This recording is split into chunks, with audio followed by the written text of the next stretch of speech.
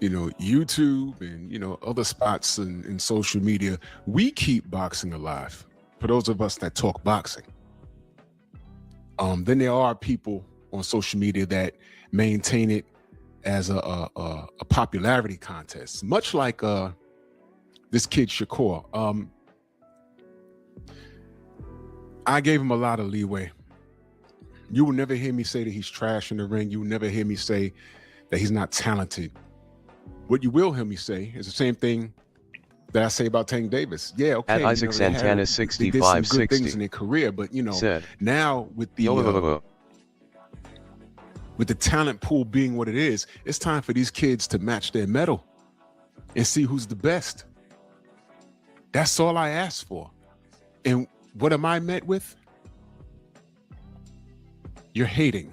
At Babyjesse963 phrase that these kids use hand today, pink waving face blue smiling trophy yellow as smiling a means to deflect from their fear.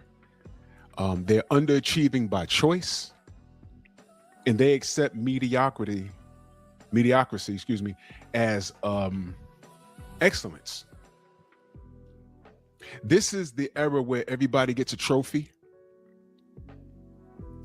When I was growing up, Babyjesse963 said there was first place, second place, third place. Anything under third place, you just didn't place. Some of the kids cried, some of the kids poked their lip out, but you know what? You know what that meant? Got to work harder next year. You don't want to be fourth. In fact, you don't want to be second or third. You want to be first. So you want to try harder next year. You know why? That's very important. It's important in life because it teaches you at a young age, in order to achieve something, your work ethic has to be different. That's why Michael Jordan was so successful. That's why Kobe Bryant was so successful. And the list goes on and on and on. And of course, you're not going to win every game. But when you have a passion to be the best at whatever it is, you could be a plumber, but you want to be the best damn plumber in the world. So you excel at that. Where your competition only does 8-hour shifts, you do 16 because you want to be the best.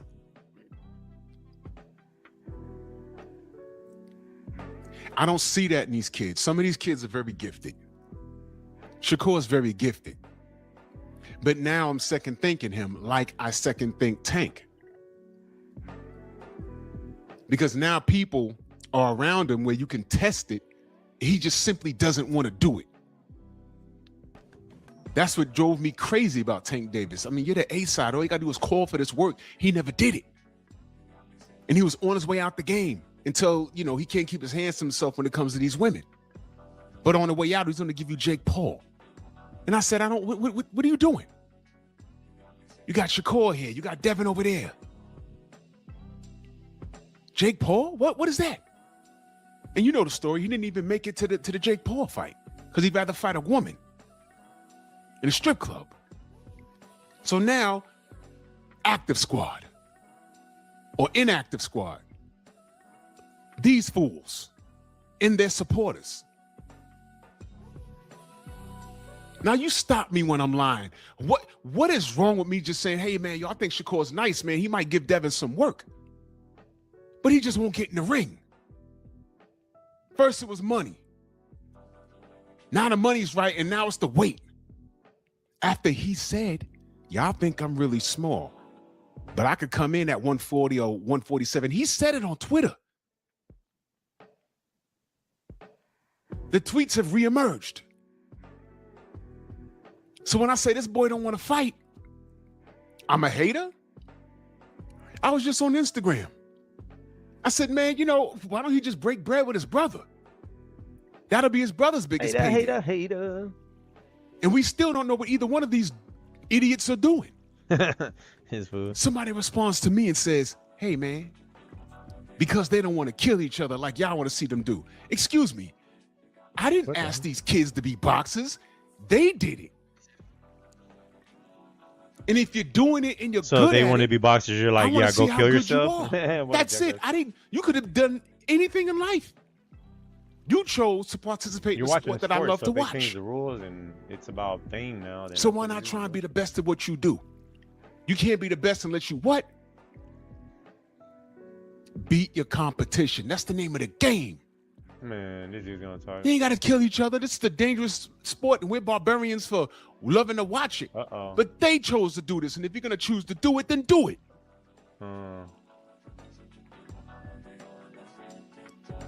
So here we go again with this Shakur kid. Let me read you the quote. He says, y'all complain about Tank. I didn't know when did him and Tank become friends? You know how this kid does. Y'all complain about Tank. But Hagler's best opponents was welterweights and a lightweight. Damn. He picked on smaller fighters too. Y'all got to be consistent. Damn. Hagler ain't fought any great in his division. Now, I don't expect you young kids who are fans of these kids because of their curly hair or their tattoos or the latest drip. That's what y'all call it, their latest drip. I don't care what these athletes wear. That's something that y'all do. Y'all gonna follow behind him and believe what he says? Let me ask you a question. Do you think Shakur knows boxing? He might do it fairly well, and I'm about to pull back on his skill set too, because every fight I've seen him in, I picked him winning. It was the Tank fight I had a 60-40 for Shakur. It's the Gary Anton Russell I have it 50-50. You know, Devin Haney, I have it 60-40 Devin Haney. Now it's looking like more like 80-20 because you're scared to death. Now you're a small guy, leave me alone. But back to what he said about Hagler. Y'all young kids, are y'all gonna believe what he says just because he's a boxer, or are you gonna do your homework? Are y'all gonna say, oh, y'all old heads, y'all old ninjas, y'all old ninjas? What, y'all sided with him when he said that Sugar Ray Robinson was buns? That's what he said? Buns? Let me explain something to you, man. There's just certain things you don't say because it's taboo. There's just certain things you shouldn't say because it's taboo. That's one of them. You dummy. That's one of them. That's taboo. But never mind. Motherfucker. Let's stick with the facts, because I know you kids, y'all have a short attention span. There's been times I've gone back and forth with people, and if I wrote more than 4 sentences, the response I got was, I'm not reading all that. Well, because y'all can't read. All of y'all are typing in shorthand. I had relatives that were teachers in the school system. Oh my God, I've read some of your papers. Your kids are retarded. And your parents have, well, I'm sorry, your single mama has failed you. So I don't expect you to read past 4 or 5 sentences. I don't know. If it's a paragraph, y'all start zoning out. Grew up on a steady diet of Ritalin and Prozac. So of course I don't expect you to read. You're hyper to do nothing except what needs to be done. So I don't expect you to read full sentences and articulate yourself with proper English. I don't expect you to do that. So I can't tell you, asking you to do homework on Sugar Ray Robinson's career is too much. You'll look at his box record and say, man, this man fought 125 times or something like that. I ain't got time. I don't know who these people are. Man, go subscribe to Scrapbook Boxing. Go subscribe to Stormy B, man, so you can listen to some boxing. Man, this bitch ass game. No, close the door, dumbass. Stupid ass Shakur. He said Sugar Ray Robinson is buns. Let me tell you. What are you opening the door for? If he fought Sugar Ray Robinson at 40, 47, whatever. Why is he opening the door? Sugar Ray Robinson would have hit this kid so hard he'd have broke something.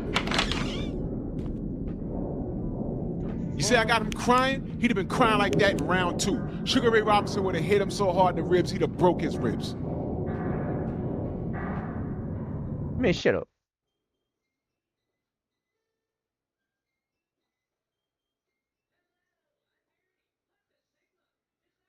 Fool me, he ain't fool me, shit. I don't watch that shit. Don King exaggerated with 200 in a Gucci bag and a brand new Bentley. With a cookout and so you could have gave me that 250,000 though, but hey, whatever, it's whatever. Not bad cheating.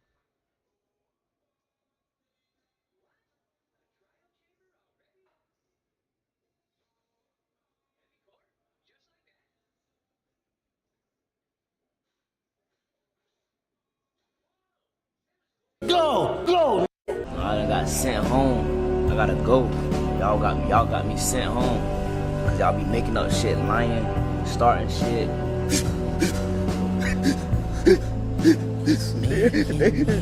Man, they don't want me here no more.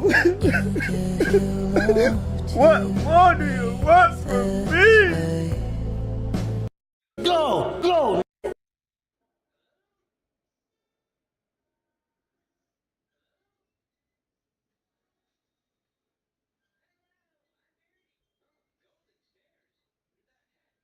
man. Alright, y'all. Ryan Garcia broke the oath, and they broke him down. This year. Come take my booty. I want some money too. Ryan Garcia got his start on the nepotism side of the game. His father, Henry Garcia, would box professionally for a short period of time, but shortly would introduce Ryan Garcia to the professional world. But in 2016, Ryan Garcia would have his first fight, which would get him notarized. Prospects, Hector Tanahara, especially there when he goes down. After giving the beast to Edgar Mez, Ryan Garcia will be sought out by Oscar De La Hoya and signed to his Golden Boy Productions company. By 2019, Ryan Garcia would start to climb the ladder in the boxing community. But as y'all already know, once you involved in the industry, you gotta get down. Just a few days before Ryan Garcia's fight with Tank Dave, he would get this mysterious tattoo. Some people say around this time he was inducted into their club. Open that bitch up. Oh, it's a lion that's squishing a snake. Oh, I like that. Yeah, because I don't like snakes. That's cool. People always like think like, oh, this is like, why do you have a snake on look you? at eyeball. It's yeah. People also think this is Illuminati. But it's like if you think about it, when What it's is the eye for?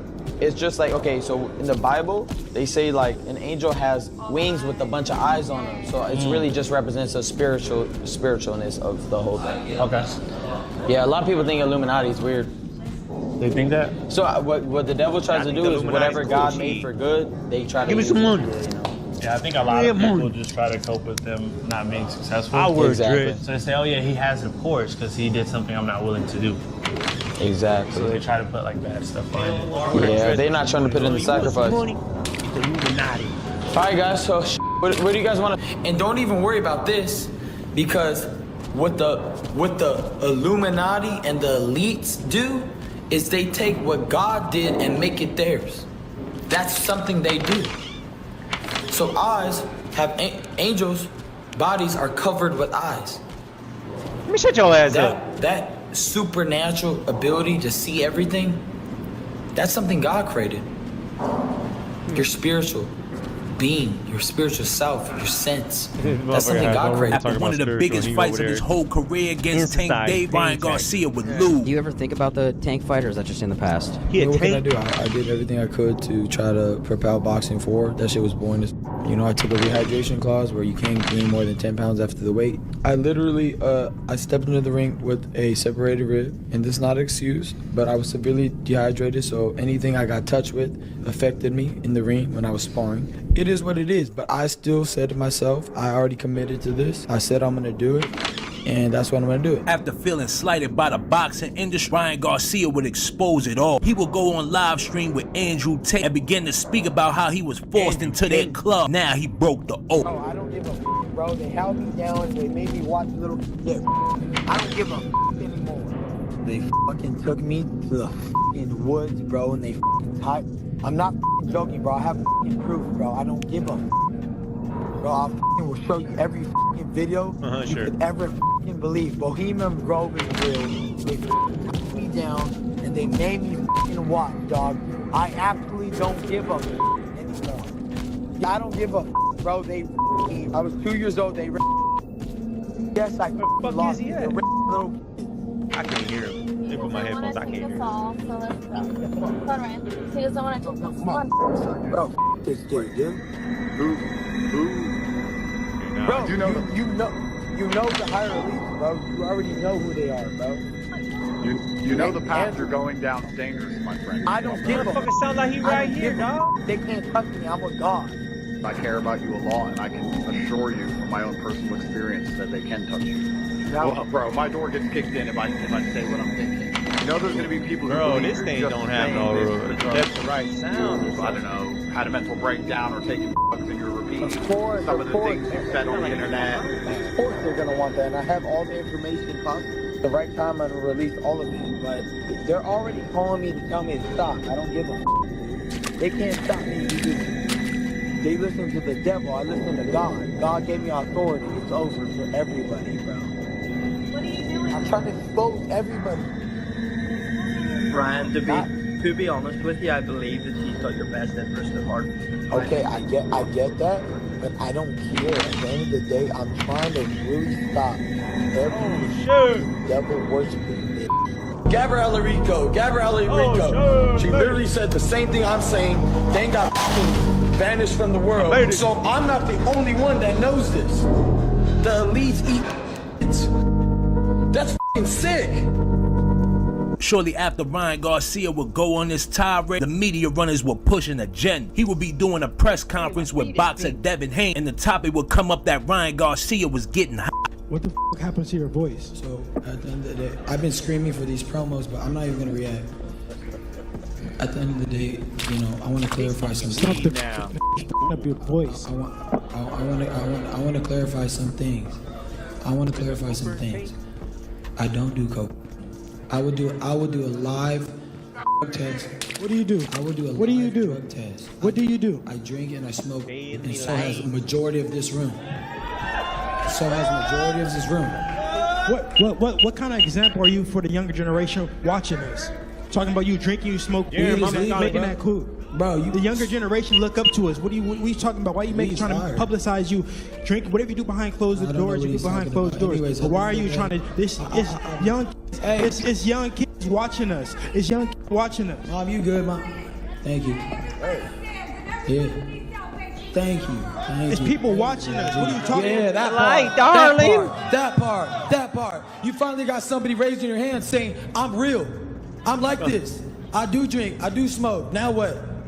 It's okay. Guess what? We all have our flaws and we all evolve as people. Look at, I'm 25 years old. You gotta remember, the weight of the world sometimes feels like it's on my shoulder. After he would defeat Devin, he would start to call Ryan Garcia crazy. He would do a podcast, speak about air. I think we're at this point of life that there's no more hiding stuff. They're disclosing everything. I mean, they're disclosing aliens. I mean, that's not even a joke no more. Before it was taboo to say. Did you always think aliens were real, or? I always knew what they really are, and I always kind of got a sense on what the overall picture, what it's really gonna be laid out as. And I even said, like, I always felt like aliens were in the water. I even said that. People thought it was crazy when I said that. Now they're saying that they're seeing UFOs go into the water. Yeah. So, you know, look it. Everything's gonna be disclosed. Nobody's gonna have to guess anymore, and hopefully all these conspiracy theorists and all these people get their answers, and everybody can see the truth. I feel like the people, Americans, and the whole world needs to just know the truth about everything, what's going on, and that's it. Shortly after revealing the industry's secret, Ryan Garcia would face some trouble. Boxer Ryan Garcia has been charged with vandalizing the Waldorf Astoria Beverly Hills. TMZ obtained this video of his arrest there last month. The 25-year-old is accused of causing about $15,000 in damage to a room and hallway of the hotel. Garcia is expected to be arraigned on August 7th. If convicted, he faces up to a year in jail. Earlier this month, the World Boxing Council expelled Garcia for using racial slurs in a live stream. And last month, the New York State Athletic Commission suspended him for a year after the pro boxer tested positive for performance-enhancing drugs. He would then announce his retirement from boxing and land a $200 million deal with Kick. We'll figure it out, guys. We're gonna blow this up, bro.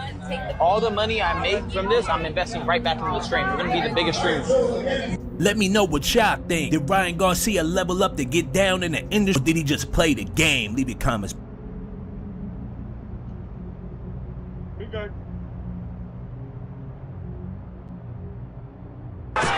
don't mean stylistically or in terms of the mental makeup or anything like that, but just in terms of the reaction guys have to Golovkin's punches.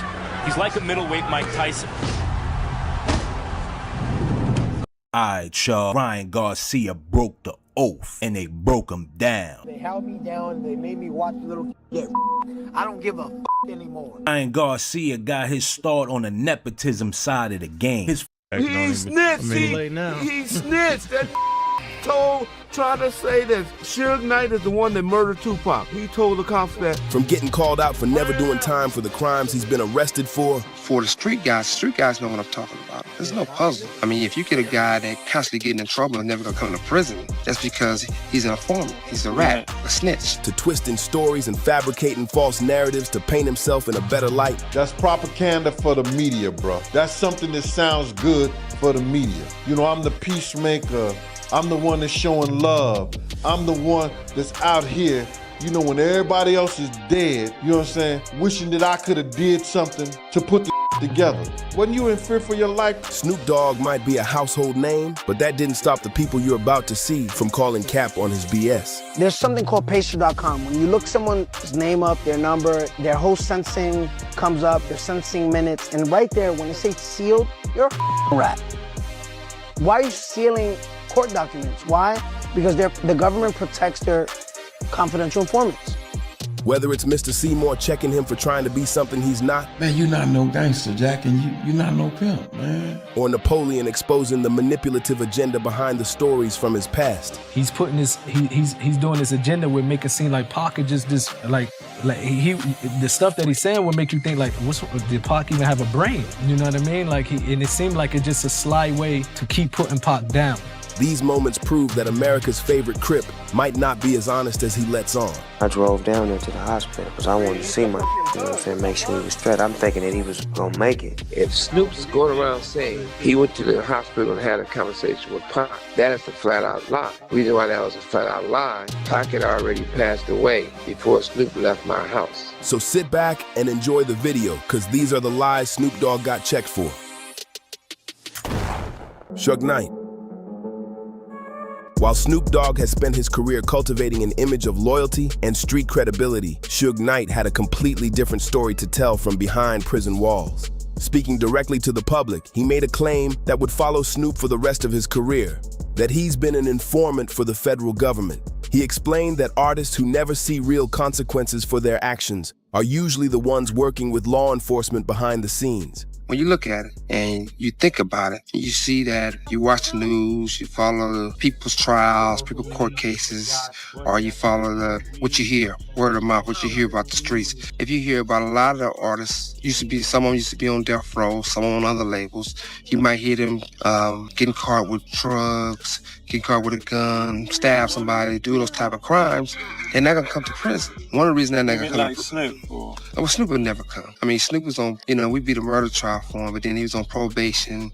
Then he got caught with 2 ounces of marijuana. Then he got caught with guns. And each time it's nothing. They're not gonna violate him because for the street guys know what I'm talking about. There's no puzzle. I mean, if you get a guy that constantly getting in trouble and never gonna come to prison, that's because he's an informant. He's a rat, a snitch. Yeah.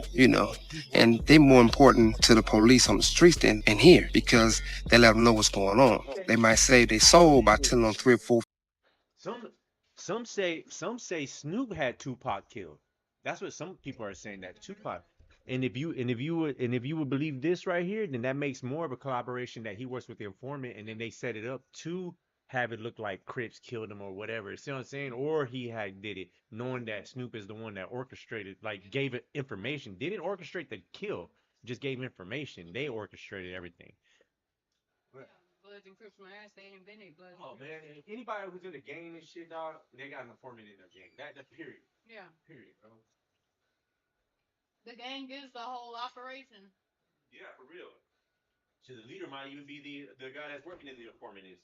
Bloods and Crips was formed out of Stanford University. Yeah, no, but I'm saying like they be putting these people. That they're the ones who's driving all of the gang activity. Yeah, because they got to keep control. They got to keep control. They got to keep control. You ain't gonna let something like that get big, so they put somebody in there to be an informant and to run the business. It's better to run it than to actually have it take over. You see what I'm saying? So they have informants. It's just only sometimes these dictators who are supposed to be dictators, they get too big headed, and then they gotta tell them, oh, you forgot where your place was. Oh, Beyonce, you forgot where your place is. It's always like that. So you want to join this, okay? And then they're like, you know what? I'm gonna keep moving up this ladder until I get into a position where I can hold the cards. You're never gonna be in that position because this ain't your game. This ain't your game, dog. We're playing a big Step by step instead of just doing it and making it happen. yeah, we're playing a big ass game here. Funneling. Let me see what is it. Yeah, so yeah, I believe it. I believe it because shit, I ain't heard nothing about him going to prison or nothing like that. And he's been like he just said, I didn't even know he'd been pulled over and shit like that already. I would think he already been because there's a lot of people who are looking for you to land and then search your shit because they know you're a star, or you're whoever you are, that they can hold you to that country and make you work for that country. You see what I'm saying? So they be doing that shit. Like me, if I get big enough, they know everything on my YouTube channel that I smoke and everything. So what they'll do, they'll wait for me at my place. And when I leave to get my smoke, then they'll sit there and pull me over and make a big thing about it, knowing that I have fucking papers for my smoke. I get it, I pick it up over here, dumbass. I can't buy it unless I have an ID. So they'll just find anything. It just and then while they're searching your car, they're placing bugs in your shit. That's how they. And then you talk about these targeted individuals. I believe it's like more than just target individuals now. Now you're a targeted person. You see what I'm saying? Because now they have the technology to put these things. You know what I'm saying? And they don't need a lot of people to be trying to covert you. You see what I'm saying? There's too many people to be trying to put one person to watch that person. You see what I'm saying? So, shit's crazy. Right. Let's see.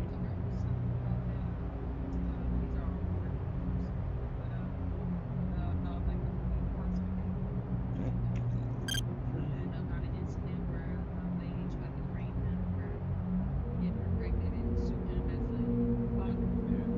And just like cross-referencing those situations where he's like, you don't know if Bill Cosby did it or not. I don't know, but all I'm saying is look at it like this. These people will go and 15 years ago in your career will Yeah. send somebody, they say never Yeah. sit at a bar because you're not responsible for the person next to you. A person walks up, oh, I'm a fan, hugs you, oh, I'm such a big fan. They click, somebody out there taking pictures, and 15 years later, you do something that they don't like. Oh, Wait, now look, he was hooked up on his little girl, or this young yeah, lady right yeah, there yeah, start the speculation. yeah. That's what they do. That's what they Even do. though he got acquitted, but you ain't worried But about that. You worried about this see, part. everybody's all like, look at Diddy and Diddy doing all these freak shit and all that. Guess where he learned that shit from? Someone had to teach him that shit in the business. And who runs the business? The white folks run the business. So they taught him how to blackmail people. You see what I'm saying? Just like how they blackmailed him. Since he got blackmailed, they're like, well, you need to go do that. Go start doing. That's how this system is. It's about it's not what you know, who you know, and what you know about that person. You see what I'm saying? And what they know about you. And then y'all gotta build a relationship on filth and shit. And that's what grows the hell no. Never a real relationship. Because if you're putting someone through filth like that, then you're not in a real relationship. You don't put someone you love into some shit. Whoa. I'm gonna start taking family Yeah. because y'all went into business. Oh my lord, it is spooky. We're all family. Yeah, we're all family. That's what I was getting to. Like whites and blacks, like we're all humans, bro. I mean, it's just like bears. There's all bears, but bears stay their place. Polar bears stay in this polar place, and they don't come and they don't go to war. They don't go to war. They don't fight each other. And if they do, it's usually a individual little clan. It's an individual little group. You know what I'm saying? A family. And I don't even know. And I don't even know if that happens. I'm just saying though. If anything, it should be a what do you call it? Enclosed just that person. You see what I'm saying? A polar bear Because goes up here where blackberries and fight. yeah, because there's no way you're gonna build a community so big that you're gonna have to fight a war because that means all your kids and whoever that is, they're all inbreds. You see what I'm saying? So there shouldn't be no society like this. You see what I'm saying? Everybody should be moving around. It should be a number balance. There should be a balanced number, It's like just like the animals. they, I don't know what to call it. Their history or something. I do. Yeah.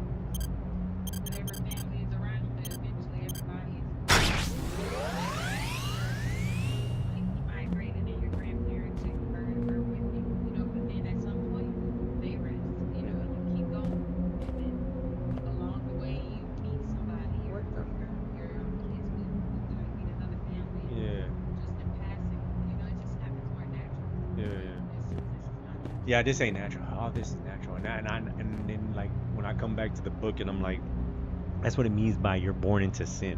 You see what I'm saying? That's why you got to be baptized.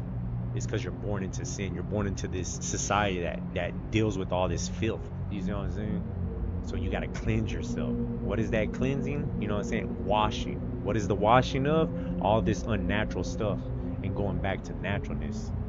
But hey, it's whatever. I don't know. You know what I'm saying? I don't know. You know what I'm saying? I'm a dumb. I'm retarded. I didn't graduate, and I'm like, I see animals doing it, and they don't go to work. They don't go to work. They don't read. So why are they cohorsing with the fucking earth? Why are they in a balance with the earth? We're not in a balance with the earth no more. And then we're gonna have too many humans on this planet. That's gonna bring too much negativity waves, and it's gonna pull something from that space, and it's gonna hit us. And that's where that and they probably already know it. They probably already see it's coming. They call it Planet X. Yeah. They said they can't stop it. It's getting closer and closer, faster and faster. That's what they say about that planet, but it's like whatever. Yeah, no, I know. Yeah, it might be a comment. Yeah. What the fuck? Yeah, that's why they're trying to get the fuck out of here. Shit, I'm like, shit, I'm gonna look at that motherfucker here. That's it. I see another perspective on this, and thank y'all.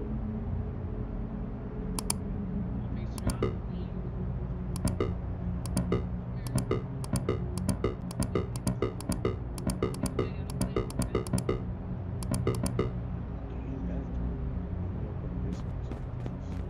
Now I'm behind the scenes now. Okay. What the fuck? You ain't let me back out this time. You ain't let me back out again. It's stupid. I'm supposed to back out, but it's not letting me back out.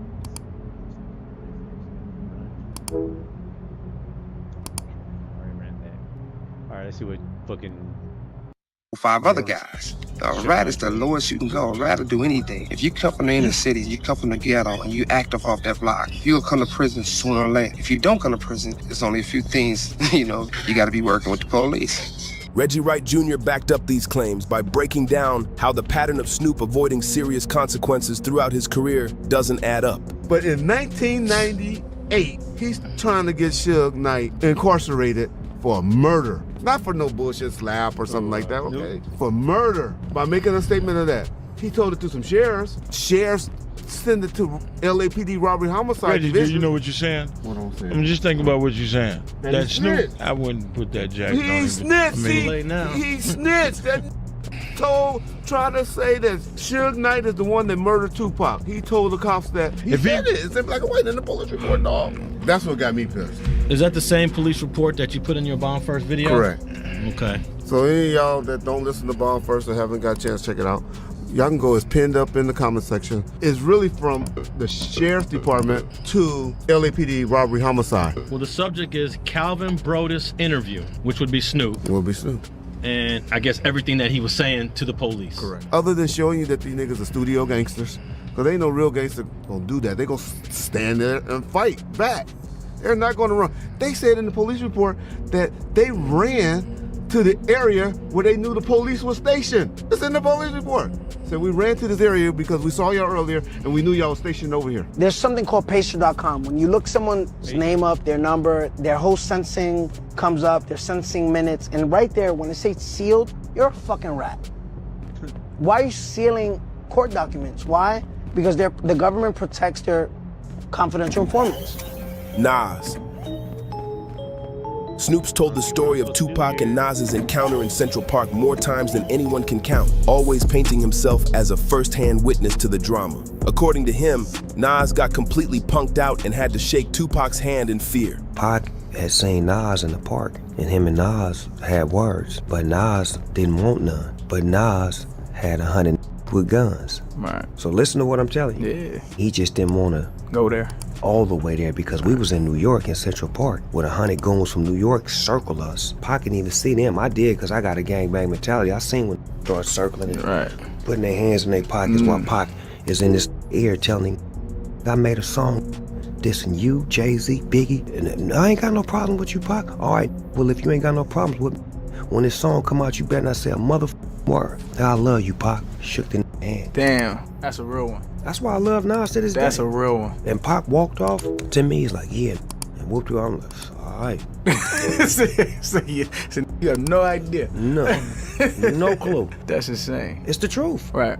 And these are certain things that I've been holding on to because they've never been asked. Right. But, you know, it's appropriate now to speak on it because it's like this is the right time to say it so motherfuckers can know the intricacies of what that relationship was.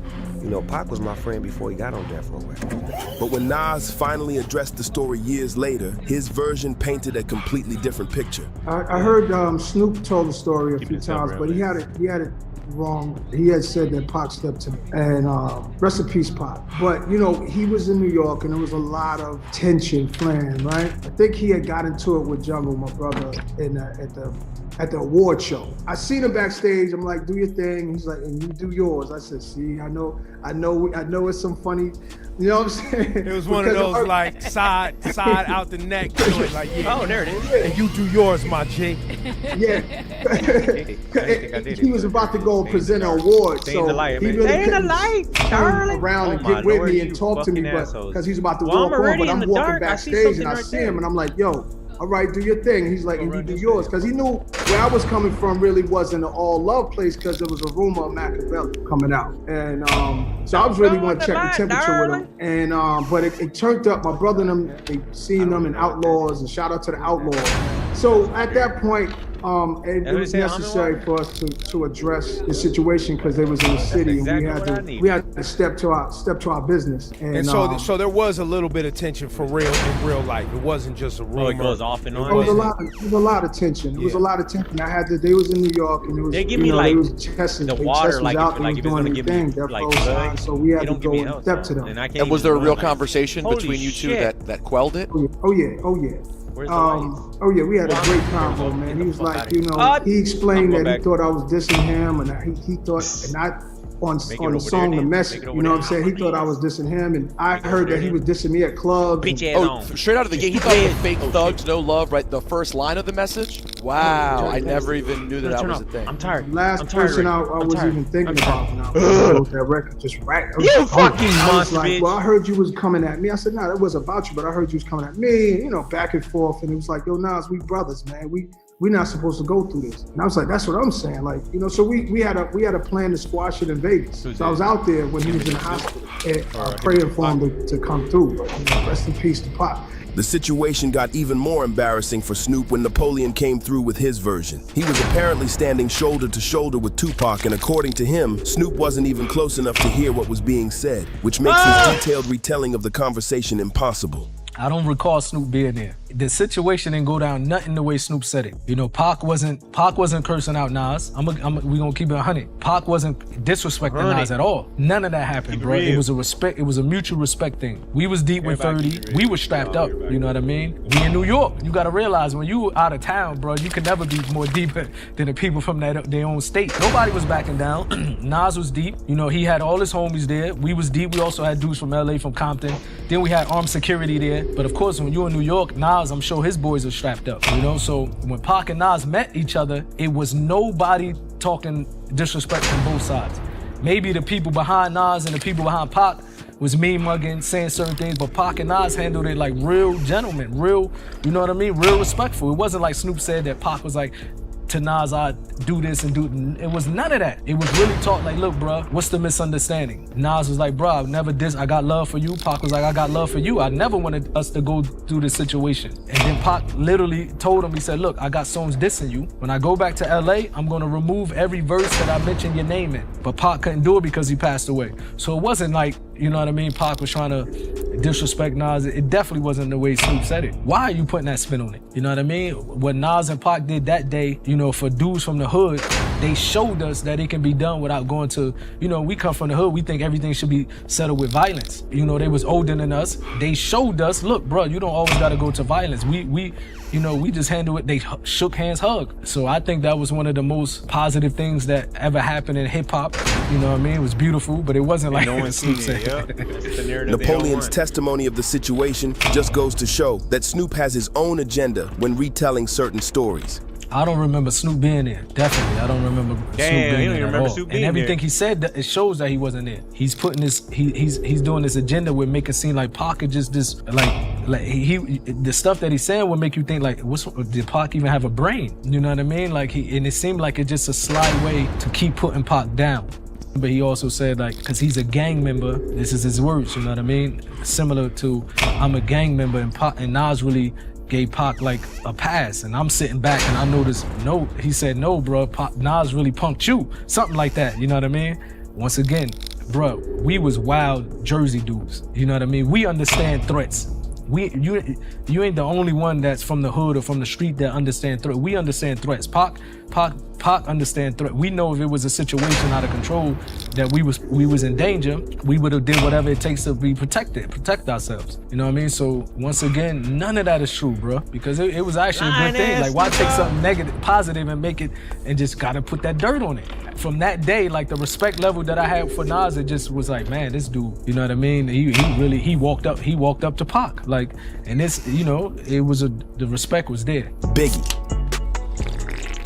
Snoop always presented his relationship with Big as one built on mutual respect and genuine friendship, even sharing detailed stories about smoking with him in the studio after Tupac's death. Did you ever speak to Biggie after the day of that shoot? I spoke to him twice. The first time was after Tupac died, and I was in Atlanta, and I seen Lil C's in the lobby at the Omni Hotel. So I see C's in the lobby, I say, C's, what Biggie? I want to holler at him. He like, he upstairs. He want to holler at you too. I'm like, all right, well, I'm gonna come upstairs and holler at him. You grab my weed, get my weed. C's take me upstairs. Biggie is upstairs in a walker, like what the old people walk around in. He got the little walker sitting at the edge of the bed. And when I walk in the room, we start talking, and then he looked me in my eyes, and he say something that, you know what I'm saying, like he's sad that Tupac is dead, but I can look in his eyes and I can see that he hurt. He didn't even have to say it. I could see that he hurt behind Tupac being dead. This is his friend that's dead, that they had a misunderstanding, and he could never get no justice for his emotions, but he's showing me his emotions. But let me continue. After we break bread and smoke weed, I leave him with some weed, and I tell him I love him, and I'm like, I'm gonna give you my number. Holler at me whenever, you know, whoop, and, you know, when you on the West Coast, holler at me, and I'm gonna holler at you in New York. I go to New York, probably about 3 months later. Biggie hit me up. Hey, come by the studio. We got 5 studios pop. Daddy's house or some shit. I'm like, all right, I'm coming. I go to the studio. He got like 4 rooms. He got Easy Mo B in the room, Premier in the room, and he got Stevie J in the room, and some other motherfuckers in the room. And then he had one room with like about 30 motherfuckers in there, all army fatigues and beanies, and they smoking some bullshit ass weed, and I come in with that thing that killed John Wayne. So I pulled my weed out and changed the temperature in the room. So Biggie at the board, he like, hey, check it out, hold on. Hey, Snoop, I want you to hear this shit. And the mother push play, and he play that song where it say, dreaming of Learjets, mansions, and coupes, and trying to sell records like Snoop. Oops. And the whole room was like, oh. It was like him letting me know in front of all his homeboys, I f with you, I love you, and I ain't gonna never have a problem with you. So from that day forward, me and his situation never was a situation to begin with, but we had that understanding that that's all in the game of war. You feel what I'm saying? But Gene Deal wasn't having any of it. He called Snoop's version of events straight up propaganda, pointing out that the stories he tells about Tupac and Biggie are only to make him look like the good guy who wanted to be friends with everyone. That's propaganda for the media, bro. That's something that sounds good for the media. You know, I'm the peacemaker. I'm the one that's showing love. I'm the one that's out here, you know, when everybody else is dead, you know what I'm saying, wishing that I could have did something to put the shit together. Wasn't you in fear for your life because you put your cover over your head with your fork in your hand because you wanted to, you know, because you was riding on a plane with Pac, and if it was all that love, you wouldn't have to do that, right? When there's the same love that when Pac asked you was going to Vegas and the whole 9 yards, and he didn't say nothing to you, or he said some slick shit to you, or whatever, this, that, and the third. It wasn't all that love until Pac was dead. Wasn't Big out at California 3-4 weeks, and Snoop never saw him? Snoop never came to smoke nothing with him? Snoop never came to eat nothing with him? But it was a whole lot of love? Come on, man. Shit just don't add up. Gene went even further, revealing that Biggie was actually ignoring Snoop's calls when he first got to California and never trusted him the way Snoop wants people to believe. What picture you see with Snoop and Big while he was out there? What restaurant they went to meet up? When they get together and smoke? Big like to smoke, Snoop like to smoke. When did Snoop come over to the studio and smoke one L with? Let's keep it funky, y'all. Come on, man. You want this shit, I'ma give it to you. Big got in that studio and said, I don't know why this Snoop's calling me. I'm not telling this where I'm at. I didn't make that shit up. Do you understand me? What they say in the public, what they say on camera and film, I may be wrong of saying the shit they say behind the scenes, but I'm saying it, and I'm holding truth to it. It's from my mouth to God's ear. This Snoop keep calling me, but I heard that in Miami. This came out Big's mouth. So is that your man Pots and Pants that you in his town for 2 months? Y'all don't go get a burger? Y'all don't smoke no weed? Cause if it was Puff, y'all would've went shopping. Tupac. We kept getting a whole bunch of calls and pages. Somebody told us to turn on the news, and we turned the news on and we seen the little shit. I drove down there to the hospital because I wanted to see my, you know what I'm saying, make sure he was straight. I'm thinking that he was gonna make it. I said a little prayer to him in his head and held his hand and whispered at him, you know, said my piece with him. You know, he didn't have no consciousness, but I felt like my spirit and his spirit connected, and I felt like he got it. During a recent interview on The Art of Dialogue, Snoop was allegedly caught in another lie, trying to fabricate a false narrative of the moments right before Tupac's death. If Snoop's going around saying he went to the hospital and had a conversation with Pac, that is a flat-out lie. The reason why that was a flat-out lie, Pac had already passed away before Snoop left my house. Snoop came to my house, and he didn't volunteer to come out there. I called and told him, get your ass out here right now. He came to my house first. Tupac's mother was at my house. We walked back by the behind the 2 pool houses, guest houses, and we had the conversation that I said last time. Snoop didn't throw up in no hospital. Snoop threw up in my backyard by the guest house, the pool house. Pissed me the f off. The thing he said about he was gonna name, if it's a boy, after Tupac, he said that in front of me and Tupac's mother at my house. For anything outside of that, who knows what he did when he left my house. But if he went to go visit Tupac, Pac was already gone. And he didn't have no conversation with Tupac. And if he would have had I don't believe he went there, because every person went to go visit Pac, it's pictures, it's footage, no matter who went. I had never seen any pictures or footage. He got tubes in him, and it's like, when I walked in, I could just feel like he wasn't even there. And I fainted. Then his mother, you know, got me up and walked me in the bathroom and had a conversation with me about being strong. She was like, my baby ain't never seen you weak. I don't want you to be weak in front of him. You go in the bathroom and fix yourself up, and you go back in here and you talk to him and you tell him how you feel. My baby loves you. Snoop and Tupac was not on great terms. But I would say, if you did all these things and you care about the homie Pac that much, like I said before, when he got a star on the Hollywood Walk of Fame, why you or no one else came? When you put out an album, or when we put out 2 unreleased Tupac albums and Machiavelli, why you don't have a verse on none of those songs? Because that's a big deal if you love the man like you say you do. I wish it's not true that you didn't have, your hands weren't involved with the assassination of Tupac. And you know and I know you're not gonna go to prison and jail. You would never go. All you guys got a report with the authorities now. You with the rap. Snoop the Pimp.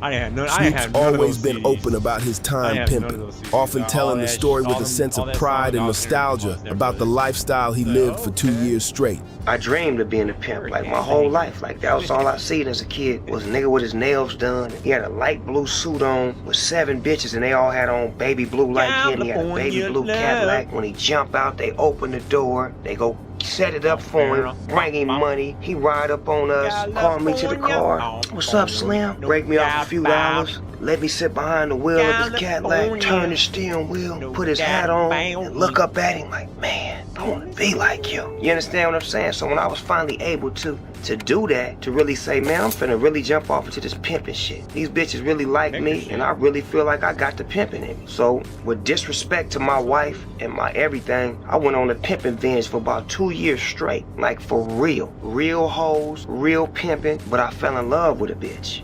That's why I had to do a movie called Bossing Up, because the first rule of pimping is thou shalt not love a hoe. And I fell in love with a hoe, which was compelling because I was the only pimp and I wasn't the last pimp to fall in love with a hoe. I was just the first pimp to tell the story of a pimp falling in love with a hoe. But the way he's told that story over the years hasn't always lined up with the accounts of the people who were actually there guiding him. One day Snoop, man, he come there with a cape on at the player ball, which he bumped a few Bishop girls, you know, and took them home, man. And I said, hey, man, we just accept it as the game. Wow. But, you know, I told him, I said, Snoop, man, you not no gangster, Jack, and you not no pimp, man. Wow. He said, why not, man? He said, who said I wasn't? I said, man, I've been in this game a long time. For man, real. Why would you wait till you get rich and leave your wife, man? For real. Why would you leave her? Y'all got a lot of money together. See, but that's that stupid shit. It's like the same thing with the Suburbans.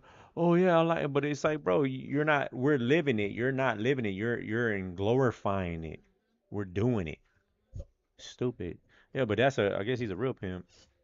But yeah, he's over there telling the Snoop like, you ain't no real pimp. You got money and then you bought bitches. No, this dude he used his charm. He used his manipulation and charm to fool these girls into, hey, I will protect you and you make money for me. Like, bro. Like that's a real pimp right there, bro. Not none of these, like the people I know, oh, I'm pimping and this and that, but no one knows. His wife doesn't know. His girlfriends don't know. No one knows. And I'm a pimp. Like, no, you're not, bro. A real pimp lets his girls know, or whoever it is, know what they're doing, and they're okay with it. Like, you're not a pimp. You're a coward, bro.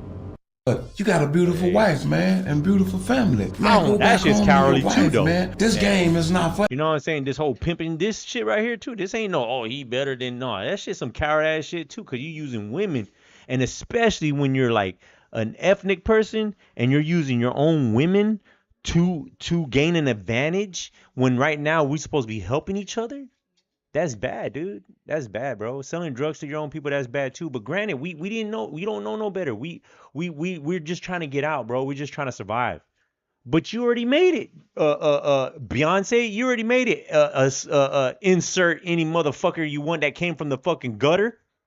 Insert that motherfucker. They came from the gutter and they didn't do what they were supposed to. They didn't get out. They kept going and killing their own people. Killing their own people. We killing our own people. Whether it's white people too. We're killing humans. Doing this shit. Okay. For everybody. This game is not for you, man. I'm not trying to say this dude, but he does have more of, to me, hey, he has more of, he's not sitting there fucking portraying that he isn't what he is. You know what I'm saying? He's like, no, I'm a pimp. I use women. Oh, well. You look at me a certain way, I don't give a fuck. Fuck you. You see what I'm saying? No, you ain't doing that, dog. You're trying to make sure everything's okay first and make sure everything feels right so that way you can do it and then have everybody on your side so you don't have to look like you're a villain. This dude did it without even thinking about whether it was villainous or not. See what I'm saying? You did it because you doing it now, Snoop, because you're like, this is a cool thing. Trash ass. Yeah, oh, I believe he's an agent now. Yeah, I believe he works. Yeah, I believe he works with the government. Yeah, I believe Snoop works with the government.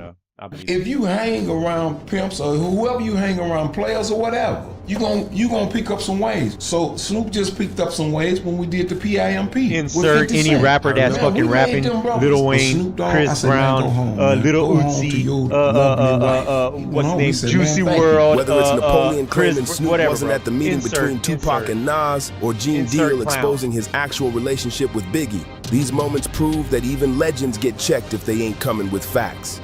So what do y'all think? How much of Snoop's stories are capped? Let us know in the comments. Like I don't know what I'll do. I mean, if I go to jail, I'm probably gonna join a gang. I don't know. It depends. It just, you know what I'm saying? It's just that. But I've always looked like I didn't need nobody to back me up.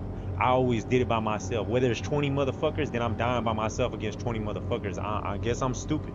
You know what I'm saying? But that's what everybody talks about. That's what everybody spreads. That's what all the movies spread. That's what everybody in my family. I ain't gonna die for no motherfuckers gonna take my shit.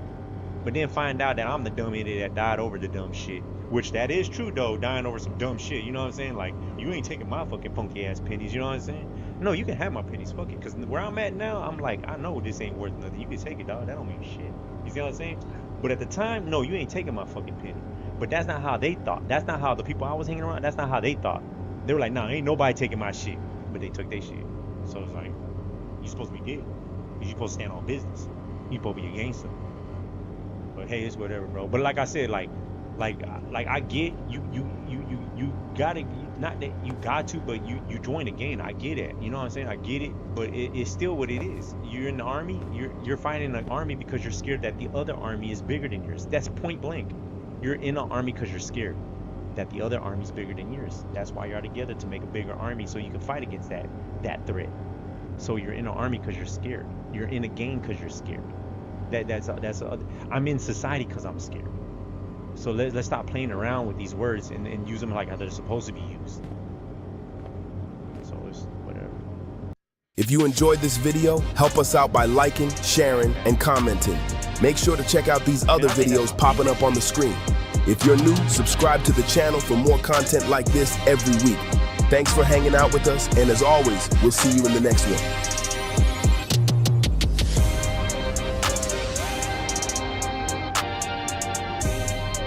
Trick Daddy, he upset at Cat Williams on one of his comedy, whatever, stand-up. Wait.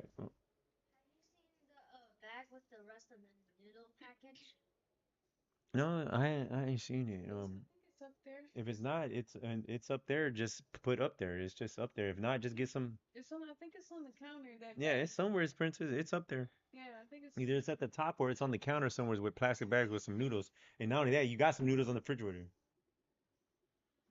You got some noodles on the refrigerator. Yeah, he what happened? Oh, she with the noodles she was talking about? No, you saying she has some in the refrigerator, but you said on the refrigerator. Yeah, on the refrigerator at the top. Yeah, but I think I put that bag up there too. I'm not sure, but I think she wants those because it's got the what's it called? Cream. It's just only got one flavor, that blue one. Yeah. But what was I say? Yeah, he was on here talking about Trick Daddy. Like this ugly motherfucker. If he can make it, you can make it. I was like, I'm thinking, how in the hell could I be this high of one blunt? I look up and notice these niggas have lit 6 blunts, and they are all in rotation at the same time. We look like an Olympic track meet in that bitch tonight.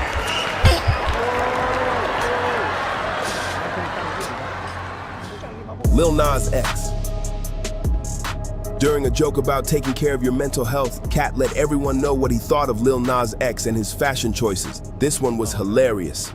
You need your mental health, and I found out some shit they did not tell us. And I can't wait to tell y'all, so y'all can treat yourself better. Some of y'all be way too mean to yourself in the brain. You say some really up things to yourself. This is what they found out. They found out your brain don't know when you bullshit. Let me say it again. Your brain don't know when you bullshit. So if you tell your brain I'm sick, your brain don't do no research at all. It just say, I guess we sick. You gotta be nicer to your mother self, cause this shit go like that. And I found out when it come to mental health, I can't speak on nobody's mental health but my own. Cause every time I done spoke on somebody else's mental health, I've been wrong. I was the first person in the streets screaming, free Britney Spears! Free Britney Spears! Free Britney Spears! Then they freed Britney and scared all of us. That baby need a conservatory shit. Shit, it can happen to anybody. I around and said Wendy Williams was Bigfoot. And they believed me and left that bitch in the woods for real. Go get her. She out there, how you doing? She is talking to a squirrel.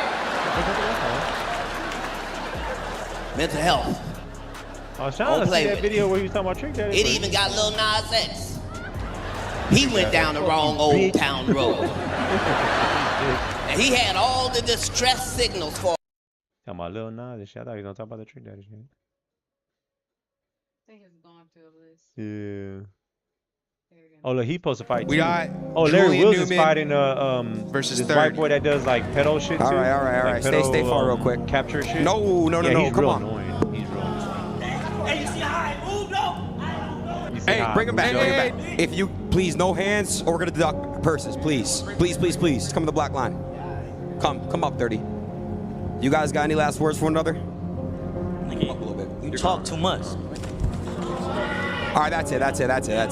Yeah. We got Julian Newman versus 30. All right. Shorty told me that Why she has he got got a a little belt fever, so already? I had to look at her crazy like, He bitch. got a belt. He ain't even...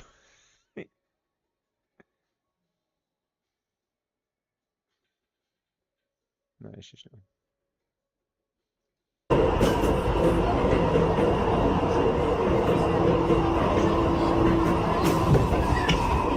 Bitch! Damn! First of all, don't you hit nobody. I'm not the baby. I hit a bitch back. Oh! Bitch. The fuck, hoe? Damn. The fuck? Damn! Cuidado, te va. Karen's no. And I was just thinking about that word. I was just thinking about that word, like, yeah. Oh! But that's not a Karen. Nothing better to do to take the fun away from everyone. Oh, That's a Karen. That's a Karen. That's a Karen. Oh my god. Chill, dude. He just, ah! That's a Karen. Oh! Damn! But damn! That's a Karen. Or she's Asian. No, she's Asian. No, she's not Asian versus Asian.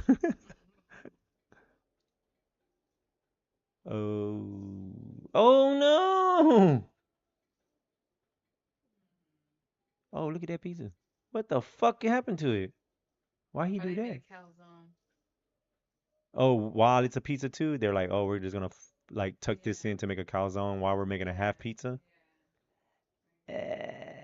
Oh look, he's fighting this midget.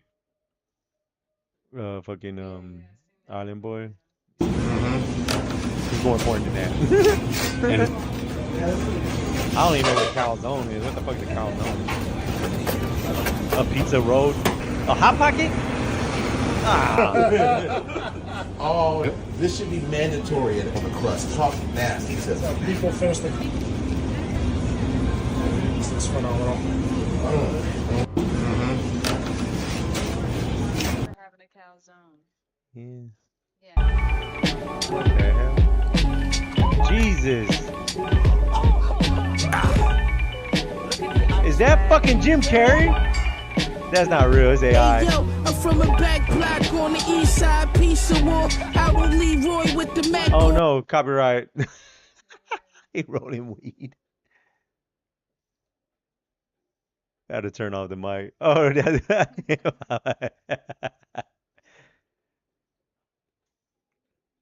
Jesus, this is fucking AI. With the Edgar haircut.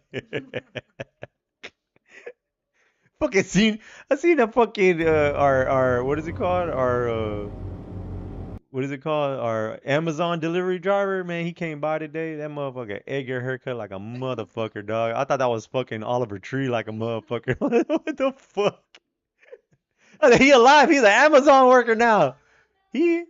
I'm going on and on and on and on and on. They put his ass to work. They cloned him and then killed him and then put his ass to work. Nigga said hit the ground. Yeah, now you really going to talk all that shit. The infant low general. Hold on. What you got to say, nigga? Let's get it. Let's go. All right, come on. Man, you moving quick. Nah, he ain't doing a real push-up. He gotta go further down. He gotta go further down. No, he's not doing a full. He ain't even doing a full push-up. He's not even doing a full fucking push-up at all. I'm like, yeah, I seen it. What I say? Shit, you can add all that up, like maybe 10 of those in one. They're laughing. Those are not even considered real push-ups, dude. Those two. Yeah. Gotta be. All the way down. Yeah, you get like by the chest. Diamonds? You do diamonds? You got like 60 of them? I don't know. Hooks the chest? Like 100, nigga. No, it's about 60. I did 100, nigga. No, because I only did 55. Yo, stupid ass, not that 55. Now all this other shit though. Pounds, that's a lot going down. No, that's all like, I would say it's like, if you're getting tired of being bored and you're doing this, then you throw your little jump in there. But man, just hit them 100 push-ups. Hit them 100 push-ups a day, dog. Hit them 100 push-ups a day. Hit them 100 sit-ups a day, dog. That's all you need, man. Calisthenics. I was fine watching what was on. Oh, I was just whatever. I had put it on short, so it was like scrolling. Yeah. Okay. I'll scroll. It's just like I gotta measure when the music's gonna come. And Oh, okay. Well, fucking put that what you call it on? Put that feel on some shit, or go through the family channels. Oh, fuck it. Let me see. Okay, now what am I?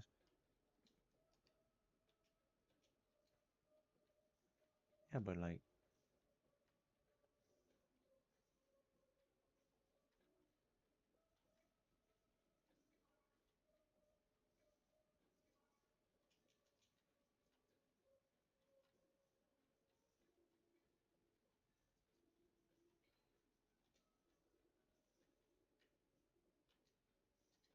I have nothing. Did I die? Oh yeah, I did die. I need flashlight.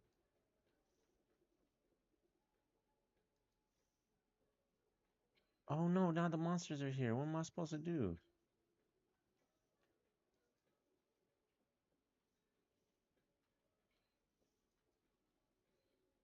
Oh, they got a new video? Oh, that's that chilling video. It don't matter, I'll watch it. Is it this one?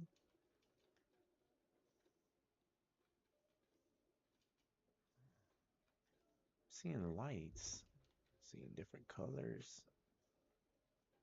Not seeing what works.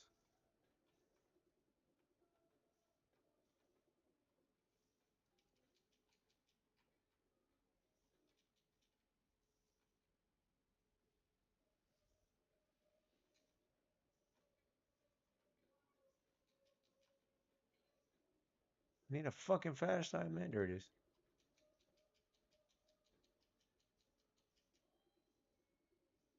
Oh, Christine, what's her name? She's fighting again.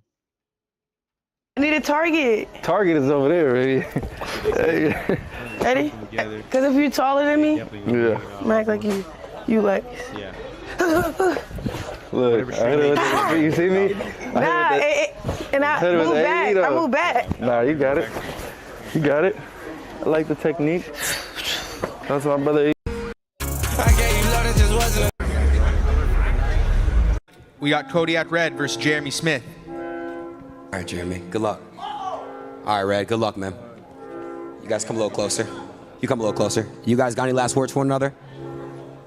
Perform tomorrow. Just have a good fight, fair fight. That's it. Let's get it. Both ready. Yeah. Cool. You want to crowd surf? Hey, just don't get hurt before the fight. We got Kodiak Red versus Jeremy Smith.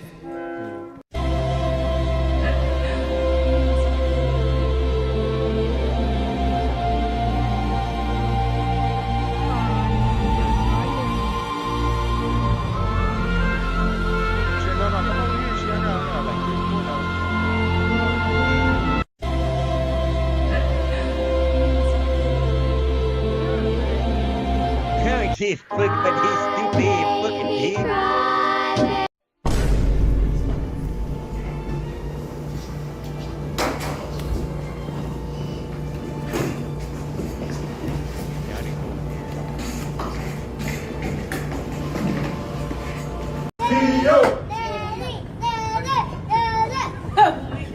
everybody doing today? Everybody good? Yeah. Yeah, kind of? All right. Well, first off, I want to... Larry Wheels. Larry, I'm watching your training footage right now, man, and I gotta be honest, dude, it doesn't look good. So my question is, why are you doing this? Why am I fighting on brand risk? Yeah. For the bag. Aiden's very generous. Thank you, bro. At least you're honest, man. I watched the training footage, so I'm a little worried. Like, why else would would I doing it do for the this? bag? Props to you. What's your fight prediction? Larry Wheels. Larry, I'm watching your training footage right now. So, diggity diggity diggity diggity hey. Diggity diggity diggity diggity. He takes his time now. That's why he's doing so good. He looks bigger than Luke Walker and Fluid. Yeah. He was doing good, but he's getting knocked down. Ready for war, Joe. How you wanna blow these spots? I know these dirty guys that'll get us in if we murder some wop. Up in your house. He takes his time now. Yeah, That's why same he's dude. doing so Same good. detective. Big bags up. We gotta do the third one. Ready for war, Joe. How you wanna blow these spots? I know these dirty guys. Yeah, girl. Can I know your name? Just like, what's your name? Estella? Excuse me, everyone! No. My friend Estella's birthday! Happy birthday! Can I know your name? I like that one where that dude's like, he's like, all right, where he's at McDonald's. All right. Yeah, he's like, congratulations. Hey, everybody, I always want to tell everybody that I'm having a baby. Or something like that. I'm gonna be a father. My sister's having a baby. He goes, my sister's having a baby. I'm gonna be a father. That's motherfucker. Almond? Oh, I miss those. I don't even fuck with those almonds. I ate them a few times. That's not one of my like, oh, let me get this. Yeah, I'm like, that's far away. I'm like, that shit gotta be in the trick-or-treat fucking bag or some shit. Yeah, but yeah, that shit looked real good right now when he was doing that. That shit like an almond.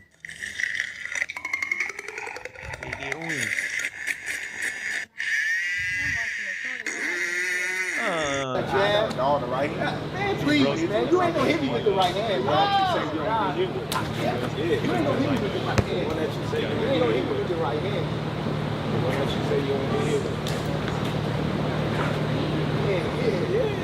Good jab. Good right. Come on, bro. That was over the top. Come on, bro. That was over the top. It was over the top. Jab. No, the right hand. Man, please, man. You ain't gonna hit me with the right hand, bro. That over there, though. You ain't gonna hit me with the right hand. You ain't gonna hit me with the right hand.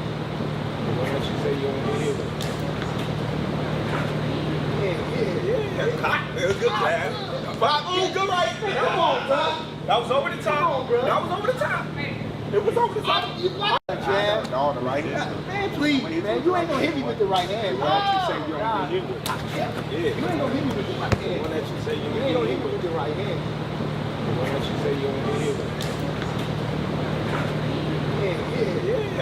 Good jab. Good right. Come on, bro. That was over the top. Come on, bro. That was over the top. It was over the top. Jab. No, the right hand. Man, please. We should be putting our energy towards something that actually matters. What could be more important than that right yeah. now? Yeah, maybe the lives of, I don't know, Palestinians in, what in the Gaza fuck is right that? now. I don't even know what the fuck that was. Okay, let's do this one last time, yeah? What the fuck is that? You see that? over now, but I can't. Whoever leaves last keeps the house. If you step on this red line, you're out. You know we the same type of niggas. We've been brothers and friends for a long time, right? And I'm gonna tell you, like I tell myself. Pause. And this is like an actual pause. They were talking about, I was watching a documentary on like how the game got in and shit like that. They were talking about he met up with Diddy. Diddy took him for a ride, all that shopping, all this, and then he took him to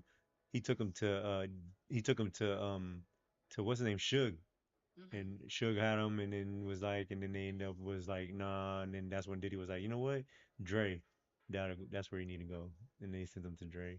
And remember, he's a stripper. And he was getting passed. He was getting passed around, and Dre's gay. So he was passed around, right? Nah, it's not. Mm-hmm. I don't see this guy's hand in the back of my pocket for the next 10 years.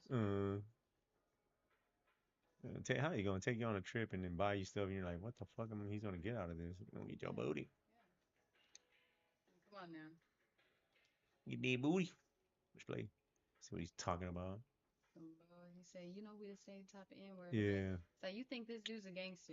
And so They're the same. On to him. He's the same. I'm like, no. I'm like, you're right. But you weren't trying to do it for that. You were trying to make the people think you were a hood gangster because you think this guy's a hood gangster. But he's not even. He's more like you. Yeah, he's just like him. But he's like, I'm trying to cling on to oh my God, same shit Bobby Green did, same shit old Jamaican dude did with the blonde hair dude. Like all these people trying to talk some sense into somebody type thing. Whatever. Why don't you go take care of your family? Yeah, go take care of your family. Stop trying to portray yourself as a hero or some shit. Yeah. And a gangster. You can't be a gangster and a hero at the same time. You. Which one you? You know we the same type of niggas. We've been brothers and friends for a long time, right? And I'm gonna tell you, like I tell myself in the mirror, like you probably tell yourself. Me and you, we gotta sober up a little bit. Both of them. Look. What the fuck is that? You seen what I did on the verses?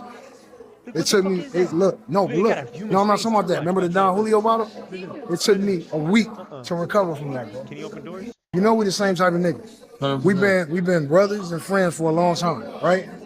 And I'm gonna tell you, like I tell myself in the mirror, like you probably tell yourself. Me and you, we gotta sober up a little bit. Both of us, man. You seen what I did on the verses?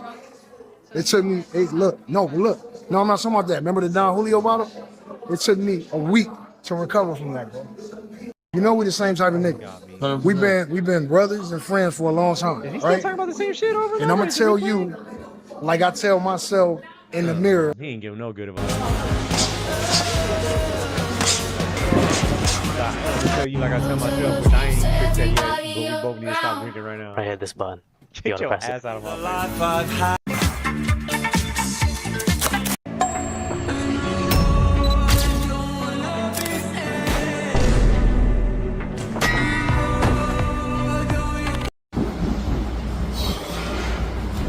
That motherfucker got enough energy to direct the band here. Do you see? Yes, I lost my mind. Then breaks it. Like, why'd you let him do that?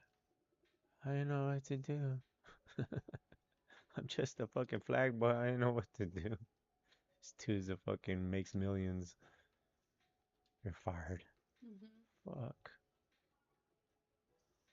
Asshole took the guy. 5-year-old son would love him. 5-year-old son would love him.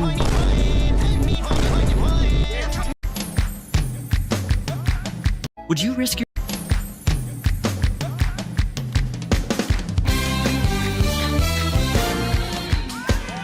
Would you risk your life for a single piece of bread? In Armenia, it's called lavage. It's incredibly thin and stretched out bread. But the real danger is how it's cooked. Bakers reach deep into a scorching underground oven and slap the dough onto the hot walls because one mistake and they could fall straight. My legs turn into a bomb. Would you risk your life for a single piece of bread? In Armenia, it's called lavage. It's incredibly... Would you risk your life for a single piece of bread? In Armenia, it's called...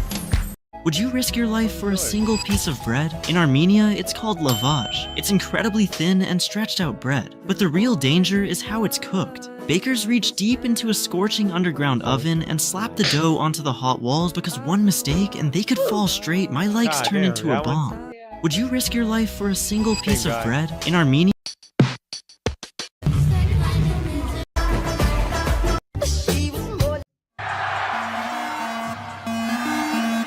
Why they saying he dropped the video? Why they saying Sauce dropped the video? I was humming a tune. Okay, let's do this one last time, yeah? Bro, I think like if I could learn grappling defense, like you said, grappling defense, and like Yeah. Like couple takedowns and shit. I think I could do something, dog. all For you need real, to because I do got is learn how I to got the hands already. stay Bro. with Like, grappling. For sure. I could just Push him off, prevent keep these him fools away from from taking you, me then down. I just fucking gotta learn. knock I his gotta ass really out, do gotta callous up my. At least somewhat. I'm not gonna be throwing kicks, but I gotta callous up a little bit on my when he fucking put the gloves on, shins, when he dog. put the These fucking MMA UFC gloves fighters on, he was find out I sparring can't with take a little kicks. with It's the a MMA wrap. gloves on with Bobby. That's all you're gonna want to do is He keep me was on the like, outside and take kicks. Man, these gloves are smart. Bro, I think like if I could learn He's like, man, I think I grappling can knock defense, like you said, motherfuckers grappling out defense, before they and even get a chance. and like that's couple takedowns and shit. I think I could do something, dog, for real. Cause I got the hands already. Yeah. Dog, like, Oh! I could just prevent these fools from taking me down. I just gotta learn. I gotta really do gotta callous up my. At least somewhat. I'm not gonna be throwing kicks, but I gotta callous up a little bit on my fucking shins, dog. Cause these fucking UFC fighters find out I can't take kicks. It's a wrap. That's all you're gonna want to do is keep me on the outside and take kicks. Bro, I think like if I could learn grappling, like you gotta still lock in on the English, bro. You can't. When your next sparring day, you need some work. Can't wait till you look to the red corner. That ain't gonna get in there and look to the red corner. Hey, DT, what we doing, bro? Hey, DT, what we doing, bro? No, you playing, bro. For real, I'm fighting it. I'm fighting it. Like, y'all playing this shit. Like, What you gonna be over there in the corner doing? when your next sparring day, you need some work. Can't wait till you look to the red corner. That ain't gonna get in there and look to the red.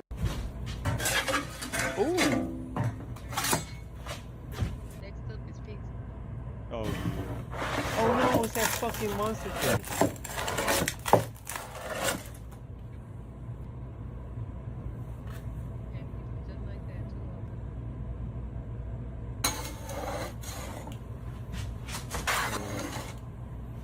Oh, the man made his own piece of business. Come on, you gotta stop now. Look here, see?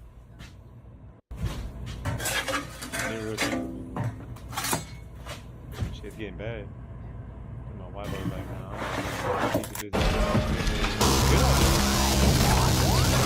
Oh, look at it again! Run, Jerry! So look good. Kick a flavor video, man. I don't think that video ever coming, bro. At this point, I don't even care no more, bro. So. Moonlight, all you see me so bad, mine.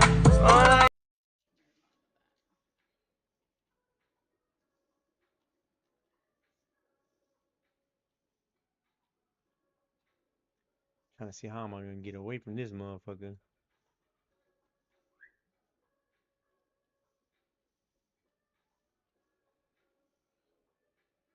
Oh, this motherfucker.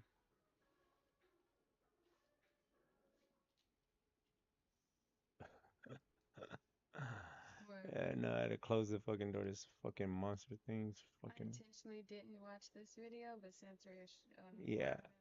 Yeah, let's do it. Let's see. Imagine the wine you created being selected as the official white wine of the Obama Presidential Center. I watch her videos back. That honor belongs to this week's guest, Krishan Lampley, founder and CEO of Love Corkscrew, the wine brand she built after losing her first business in a devastating flood. What started as a wine blog eventually grew into a nationally distributed brand that sold more than 2 million bottles across more than 1,000 retail locations. Today, her newest brand, The Lampley, has been selected as an official white wine of the Obama Presidential Center. In this episode, and she built after losing her first business in a devastating flood. What started as a wine blog eventually grew into a nationally distributed brand that sold more than 2 million bottles across more than 1,000 retail locations. Today, her newest brand, The Lampley, has been selected as an official white wine of the Obama Presidential Center. In this episode, Krishan shares the real story behind building a consumer brand. We talk about bootstrapping a wine company without owning a vineyard, how she convinced distributors and retailers to take a chance on her, why notoriety doesn't always translate into profitability, and the sales strategy that has helped her rebuild after one of the hardest years in business. She also shares why she believes you should keep asking for the sale until someone tells you no. Whether you're building a product, dreaming of landing on retail shelves, or simply trying to turn that big idea into a lasting business, this conversation is packed with lessons you don't want to miss. So let's get right into it. Welcome, Krishan, to the guest chair. Thank you for being here. Thanks for having me. Now, your story is so unique and interesting. before Love Corkscrew, you had the 3P's Art Lounge, right? And that was an art gallery with a wine bar. It sounds so amazing. And then, you know, a big life event happened. So can you take us back to that moment and what happened? What did you lose? I can't believe I'm thinking this stupid ass. Oh, I lost everything. You know, and it's so funny. It was so long ago, yet it shaped who I am now and created Love Corkscrew. So we actually closed due to a very awful flood. It was condo owners above us that flushed non-biodegradable baby wipes down the toilet, which backed into our storefront. And mind you, it literally destroyed a whole block for weeks. And you know what? I always say, you know, your heart's still beating, so you have a purpose. So at that time, nothing made sense. We had worked so hard. We were on the cover of the Tribune with this gallery, and things were going so great. And to shut down and not understand where that was going to lead you know, you just don't know. So fast forward, it was devastating, but it led me to create something nationally. So instead of being stuck in four walls at the time. And where was the art gallery based? In the South Loop. So I'm out of Chicago. So we were the first African-American woman to have an on-premise and off-premise liquor license, actually, within the downtown area of Chicago. So we were pioneers in the industry at the time. And it's just amazing how far things have come since then. So take us back even further, right? Like, how did you become an entrepreneur or start opening your own businesses? Like, what led you to that path? When I came out of college, I worked in high-end retail. So I went to FIT, which is the Fashion Institute of Technology in New York, as well as Western Illinois University. So when I came out, I knew I wanted to get into retail and fashion industry. And I lived in New York for a little bit. I lived in Las Vegas for a little bit, and I came back to Chicago, and I worked high-end retail on Michigan Avenue. So we're talking the Mag Mile. During the time in the 90s, it was just the hot spot with celebrities and wealthy people. And I learned at such a young age, and I did before because I was always in theater, so I always knew how to talk to people and communicate in the broad stroke, if you will. But working in that environment, I learned how to literally, I always said I could sell a tire to a tire shop, right? So it was so much fun, and I got so good at it, I ended up doing a $2 million book in my 20s. So I knew, okay, I got a knack for this. But it was also, I'm sick of making money for everybody else. It was time to do something for myself. So becoming an entrepreneur was pretty obvious to me back then that I wanted my own.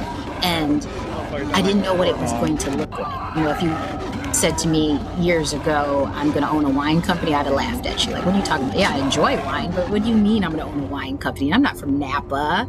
I'm not, you know, from France. So I would have never thought, but it led me to exactly where I am now. So I always was an entrepreneur at heart. Now, when you were getting ready to do everything, what made you start with the wine art gallery mixed? Why not just start with a wine company? It was simply working in retail and going afterwards. My best friend, she was a teacher at the time, and we would love going to the fancy restaurants downtown Chicago. It was very hot scene back then, and still is in the restaurant industry as far as Chicago is concerned. But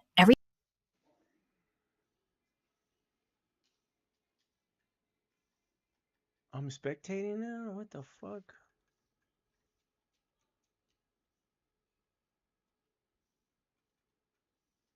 Every single month you spend building a brand before starting conversations is another month that your best prospects hear nothing from you. Your warm network already knows what your judgment is worth. And today, I'm going to show you the 3 messages that turn trust into real client conversations. And before we dig in, if you want the day-to-day version of everything I'm about to show you, grab my 30 Days to Clients guide. It walks you through your first 30 days of landing clients step by step.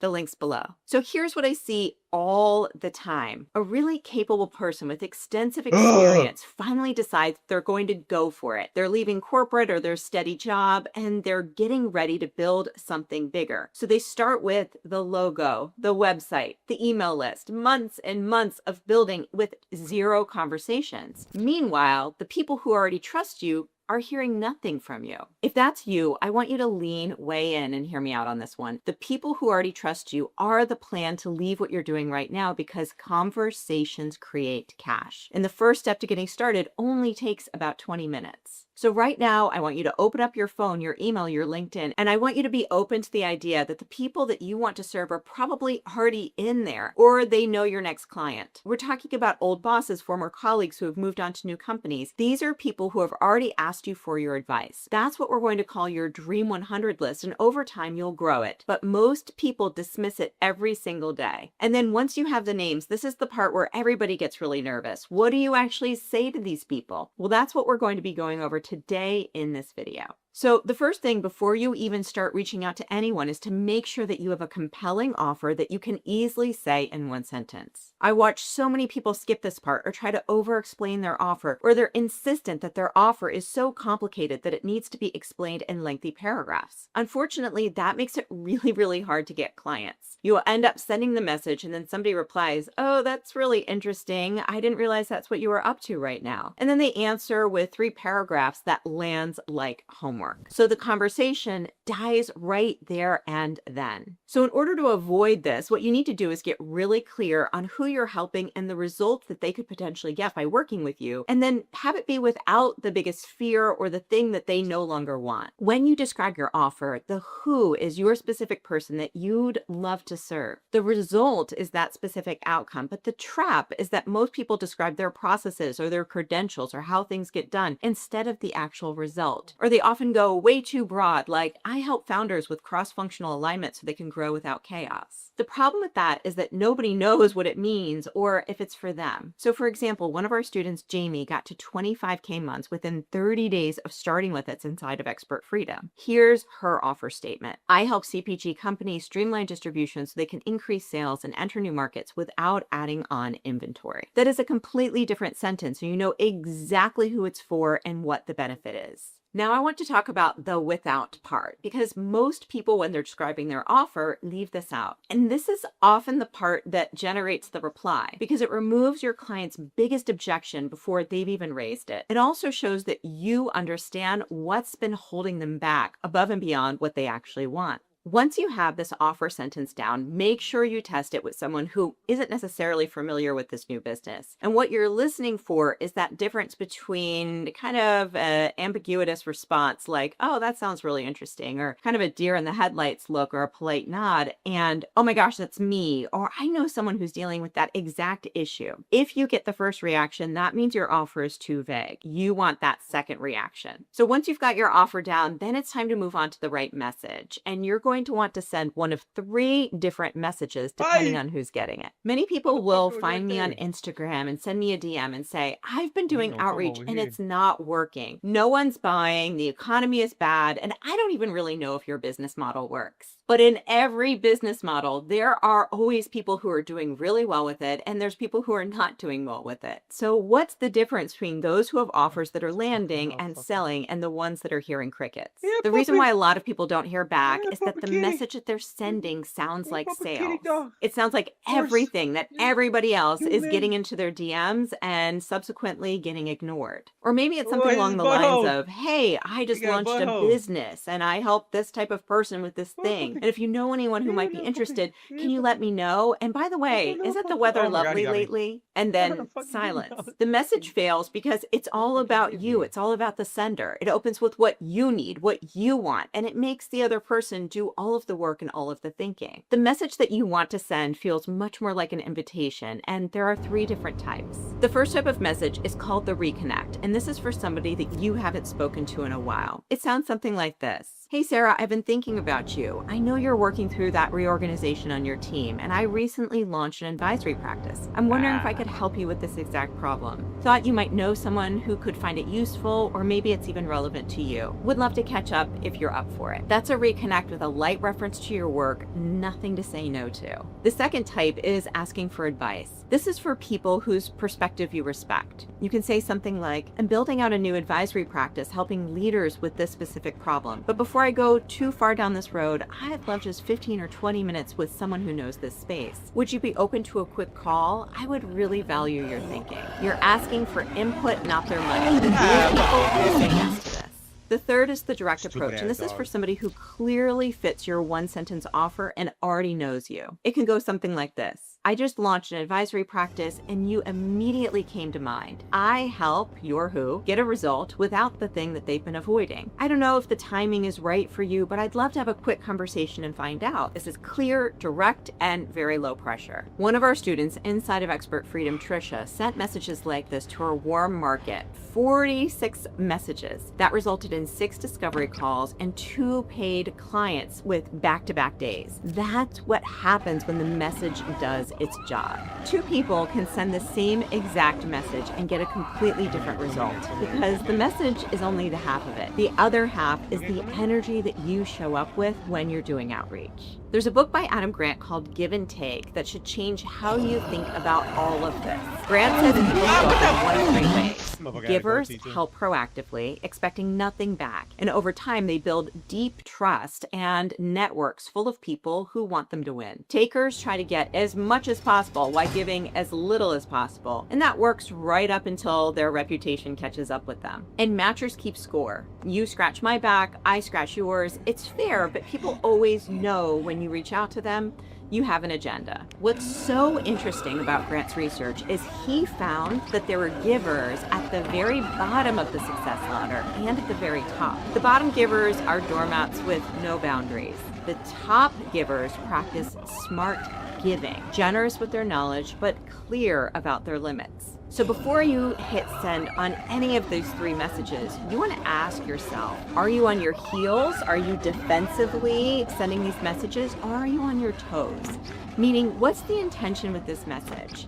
Am I to be judged, hoping to squeeze out a yes, apologizing for showing up in their inbox? That's when you're on your heels in a defensive position. You probably would have your arms crossed, leaning back, waiting for rejection. On your toes is the ready position. Anyone who's stood on a tennis court knows you can't return a serve sitting back on your heels. The ball will pop up, and if you're playing a really good player, they will probably crush you with an overhead. But if you're leaning in, if you're curious, if you're ready to be useful, whether or not this person ever pays you $1, the message is going to land differently. So when you send a message, the words could absolutely be identical. You could send the same exact message, but the energy in which you send that message is going to get a really different reply. I can promise you that the recipient will feel the difference. So let me tell you about one of our students, Giori. When she joined, she set one simple goal: reach out to 5 people from her network every single week. She also started posting about her new business on LinkedIn. She was giving, showing up, no scorekeeping. A few weeks in, she got a message from somebody she had not spoken to in 5 years,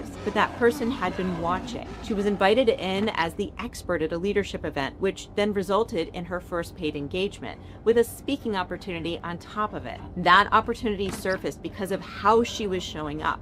That's what being on your toes looks like, and you can't fake it. It has to be genuine. So right now, you might be looking at your outreach list and thinking, I can't message these people. It feels like taking. But when you reach out to someone stuck with a problem that you know how to solve, and when you're showing up from that spirit of giving with no taking in it, when you're offering to solve somebody's expensive problem, it is an act of service. Because that problem is costing their company real money and time every single week, and you're the person that can make it stop. They win the moment you stop keeping your expertise a secret. So I hope that from this video, you make the decision today to stop being the best kept secret around, because for 15, 20 years, someone else has set a price on your intellect, your thinking, and your judgment. Your salary was just another person's opinion of what your expertise is worth, and that ends the minute you first start having conversations. When you sit across from another business owner, when you name their problem, when you watch them realize you're the answer to it, that's when you can start building confidence around the fact that you can truly do this. And before you even send any type of message, you probably want to know what happens when someone replies, "Tell me more." That's your offer, and it's the difference between a curious reply and a signed client. I break down exactly how to get this right in this next video, and I'll see you over there.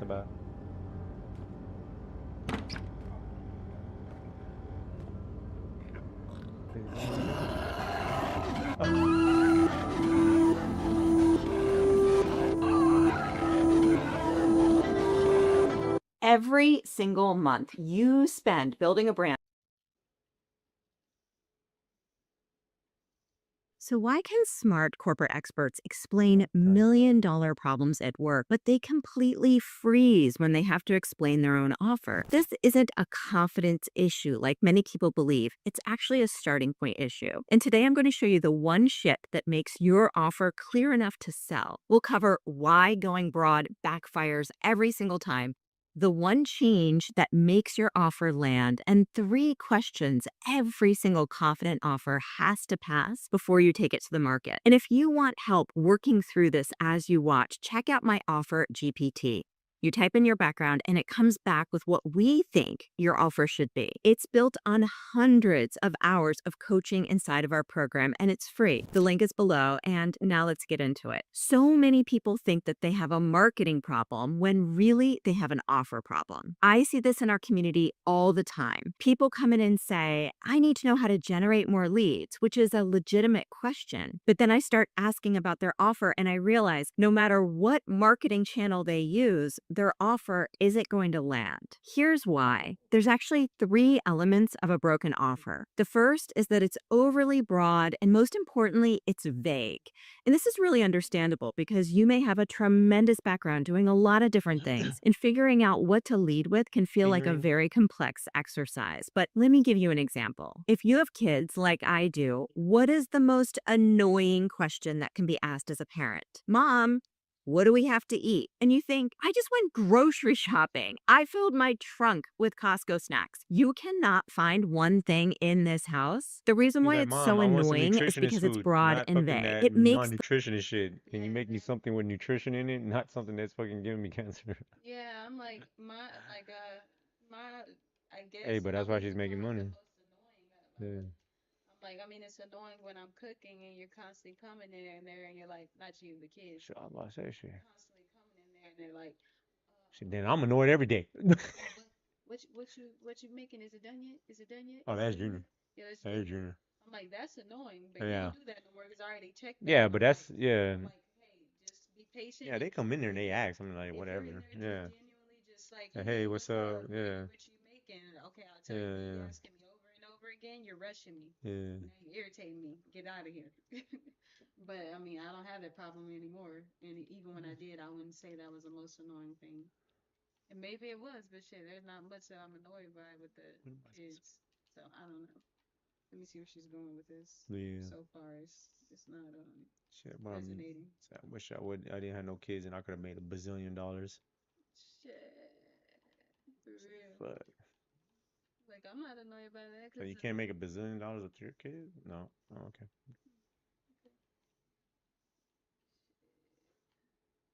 Yeah, I don't know about that. Which way do I go now?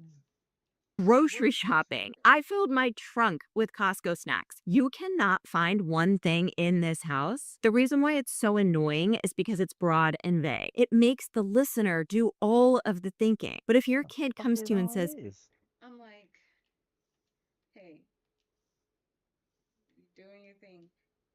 Why are y'all eating Costco snacks? You have a multi-million-dollar business. Why are you eating Costco snacks?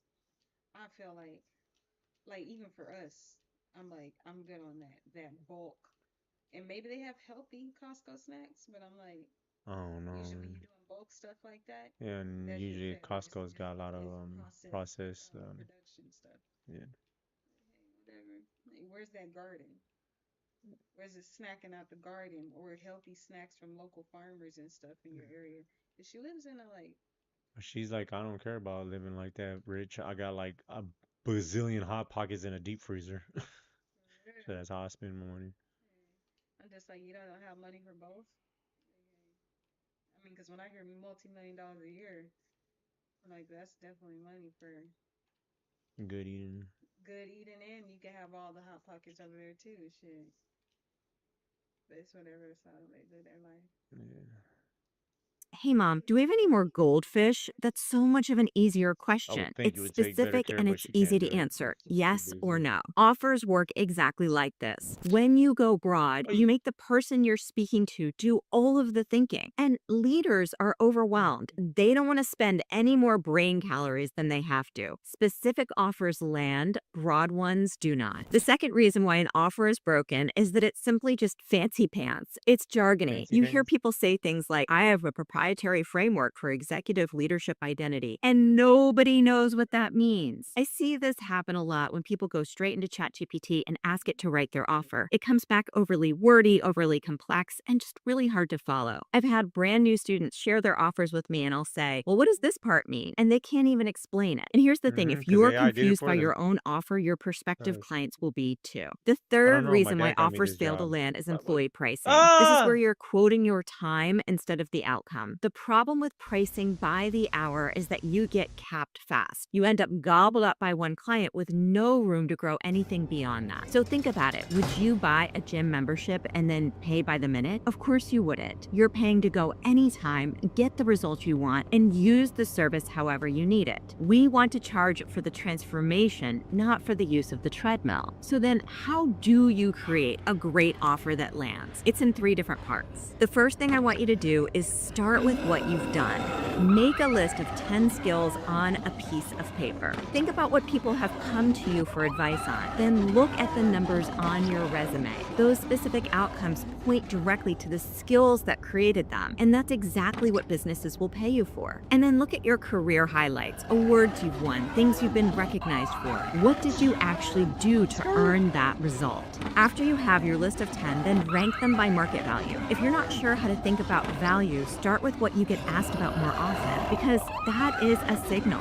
Then look at what already exists in the market. Search your topic on LinkedIn or Instagram and look at the most popular posts. If people are engaging other creators, that's a valuable message. There is a guru in your space right now doing the same things that you know how to do. So look at their YouTube channel, sorted by the most popular. Look at their most popular reels. See what's resonating in your field. And if that guru doesn't exist yet, that might be a sign to look at other skills with a higher market value. Then once you've done this, choose your top 3. These are what you'll go to the market with, test, and have conversations around. A lot of people skip this work and go to the market with what they want the market to want, instead of what the market naturally wants. After 25 years of building businesses and helping hundreds of experts build 6-figure advisory practices, I can tell you it is so much easier to swim with the current. Offer something people are already looking for rather than educating them on what they should want and then trying to sell it to them. Step 2 is where you craft your pitch. This is your beginning offer. It won't be perfect when you start, and it shouldn't be. The only way to refine it is to test it in the market and just see what lands.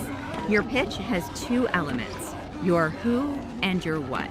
Your who is who you love to help. What industry have you been in? What patterns have you seen in the people that you've been able to help the most? That's where your who comes. Your what is just one of those 3 skills you just identified. So pick one and start there. The intersection of the who and the what is their stuck point. The thing that the market values most that you're really good at solving. And here is the key thing I want you to pay attention to. One of these 2, the who or the what, should be hyper specific. If you specialize in a very specific process, your who can be much more general. If your who is hyper specific, then your what can be a little broader. This keeps you specific enough for your marketing to work while staying broad enough to help as many people as possible. Your offer overall should describe the transformation. A great offer covers the distance between 2 points. Where your ideal to pay attention to. One of these 2, the who or the what, should be hyper specific. The who and the what is their stuck point. The thing that the market values most that you're really good at solving.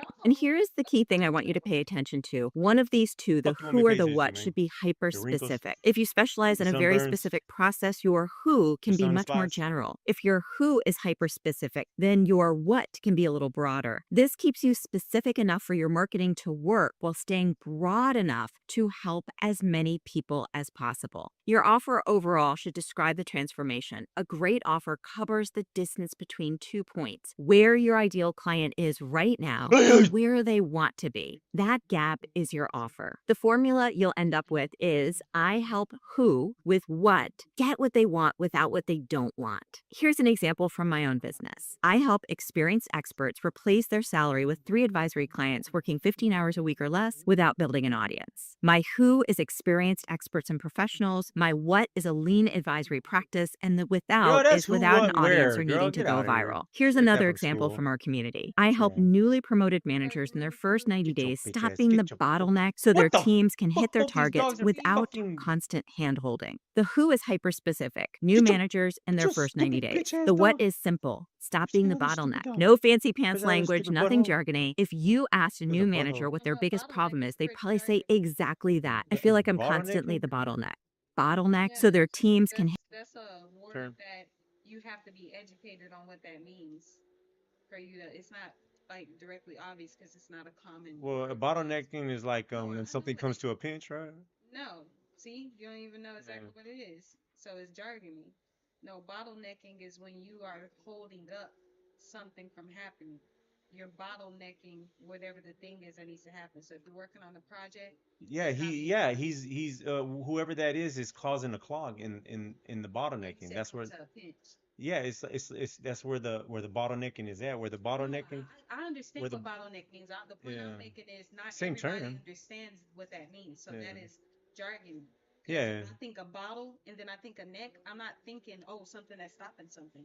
Those are two different words that have two. I've heard that word though. No, I know. Yeah. But the everyday common person. Yeah. When they doing that shit, that shit don't make no sense, dog. The bottleneck, no, you mean stop holding up the business. You don't have enough time. You stopping production. Stop them from getting in the way of things getting done. You're saying it like that because you're trying to like ease it. That's what we do. We do that in business. We say bottleneck. We say all these things that I've never said to my mother. Bottleneck or heard her say or anybody that I grew up with or even went to school with wasn't sitting there saying bottleneck. Yeah. In business you say bottleneck. Yeah. So it's not direct. It's not yeah, it's not self-explanatory. Yeah, it's not. You just have to be a business person. Yeah, you have to be it's just the same thing as when they use in their acronym. What the fuck? Yeah. When they're using acronyms, like, I don't know what the fucking acronym is. You don't know what the fucking KP is? Like, bitch, I don't work here, dumbass. I just started. Yeah. Oh, that's right. Yeah, you're the dumbass. Yeah. Like, of course I could put it together if I've never heard bottleneck. We have a bottle. Yeah. The bottle has a certain type of shape where the bottle has a neck pinch on it. It has a thin area right here. And you're slowing. You're slowing. You're doing this. You're the neck of the bottle because you're not allowing it to. Yeah, you're not letting it flow through like it's supposed to flow. You're fucking making it into a tight pinch. You're funneling it. Yeah, funneling all the work is being delayed by you, bro. So saying it like that, like they're basically like you're the problem. Get your bitch ass mind.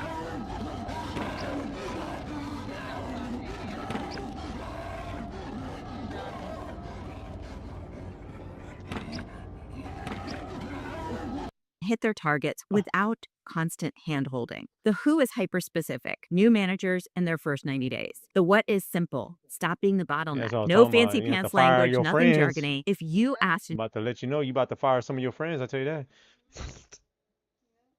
I better tell them get their shit straight before I get over here.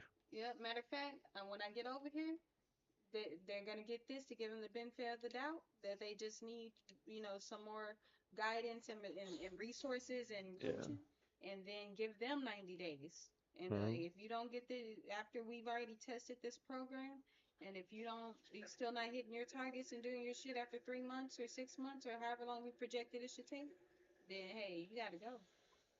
You gotta go, or you gotta go into something else within the company that doesn't cost us money. Cost us money and something that you can do. Productive. You need to go somewhere where you're productive, because if you're not productive, you get the fuck out of here, motherfucker. a new manager what their biggest problem is, they'd probably say exactly that. I feel like I'm constantly the bottleneck. We give them what they want without the thing they don't want, which is the constant handholding their team might need through every single step. Part 3 is how to make your offer conversational. A lot of people think that they can say their offer statement once and somebody immediately just hands over their credit card, and it doesn't work like that. The offer statement is a conversation starter. It's designed to open the door, then it's your job to make it human. What you want to do is evoke a two-way dialogue. A lot of my newer students get nervous when the person they're speaking to starts asking them questions, but this is a great sign. It means you didn't bore them with your offer. They're curious. They want to know more. So what do you say when they start asking? You say, you know how, and then you name the problem. So you know how when you first get promoted, you get the raise, you get the title, and you think, this is fantastic. And then all of a sudden your work has doubled and it didn't even account for the amount of new money that you're making. So ideally, the person would nod and be interested. Then you take that as a cue to continue. Then, well, what I do is, and you describe what you do in plain human language, not AI language, not fancy pants, just human and conversational. Well, what I do is I help people like you stop being the bottleneck.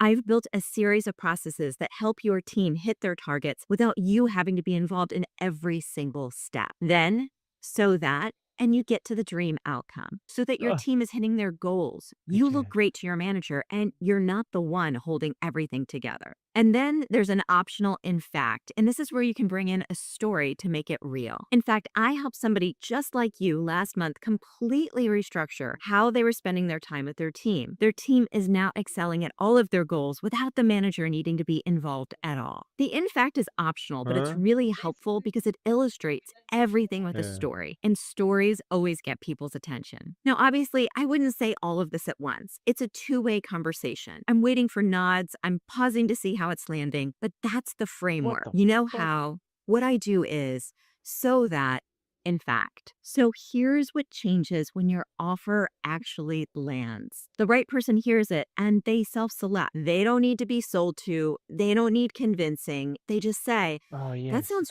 great. So how do we work together? When your offer lands, you stop attracting the wrong clients. You stop spending entire calls explaining what it is you do and then needing a second call just to close. This offer becomes the foundation for everything you do in your business, who you reach out to, what you charge, how you price, and how you deliver. You go from smart but stuck to working with your dream clients and building the business you've always wanted. Getting your offer right is just the first part. The second is building a structure that can scale without you being involved in every single piece of it. So if you want to learn how I've done that, check out my 7-figure roadmap in this next video. I'll see you over there.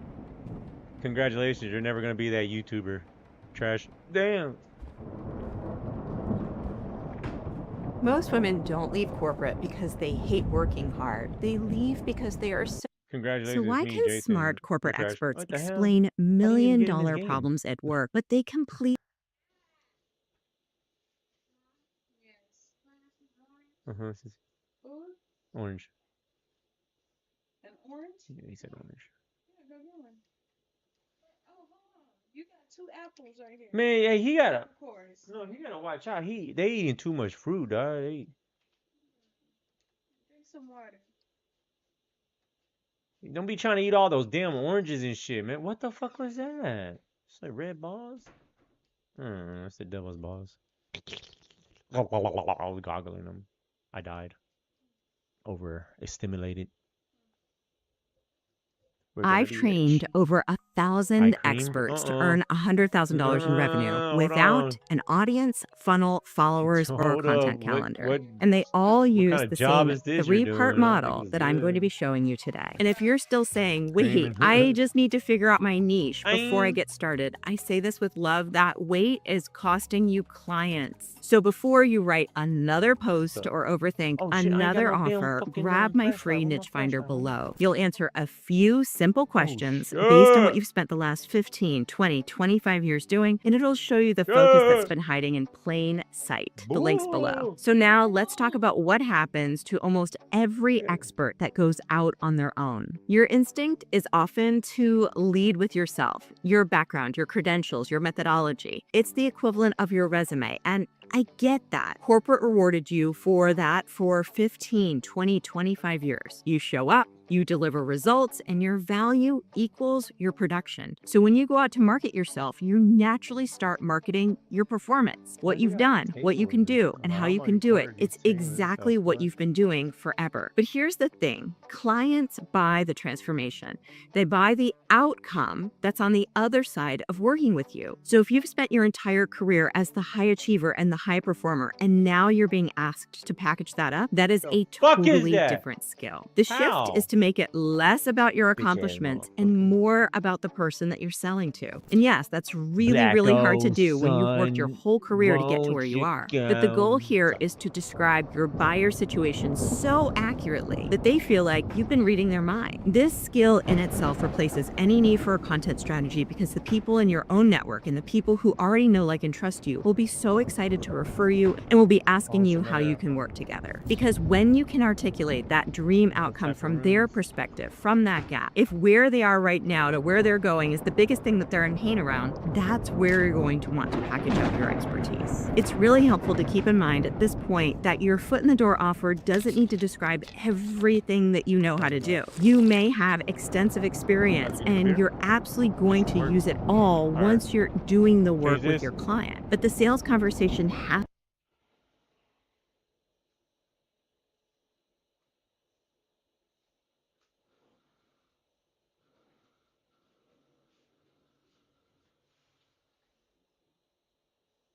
Oh man.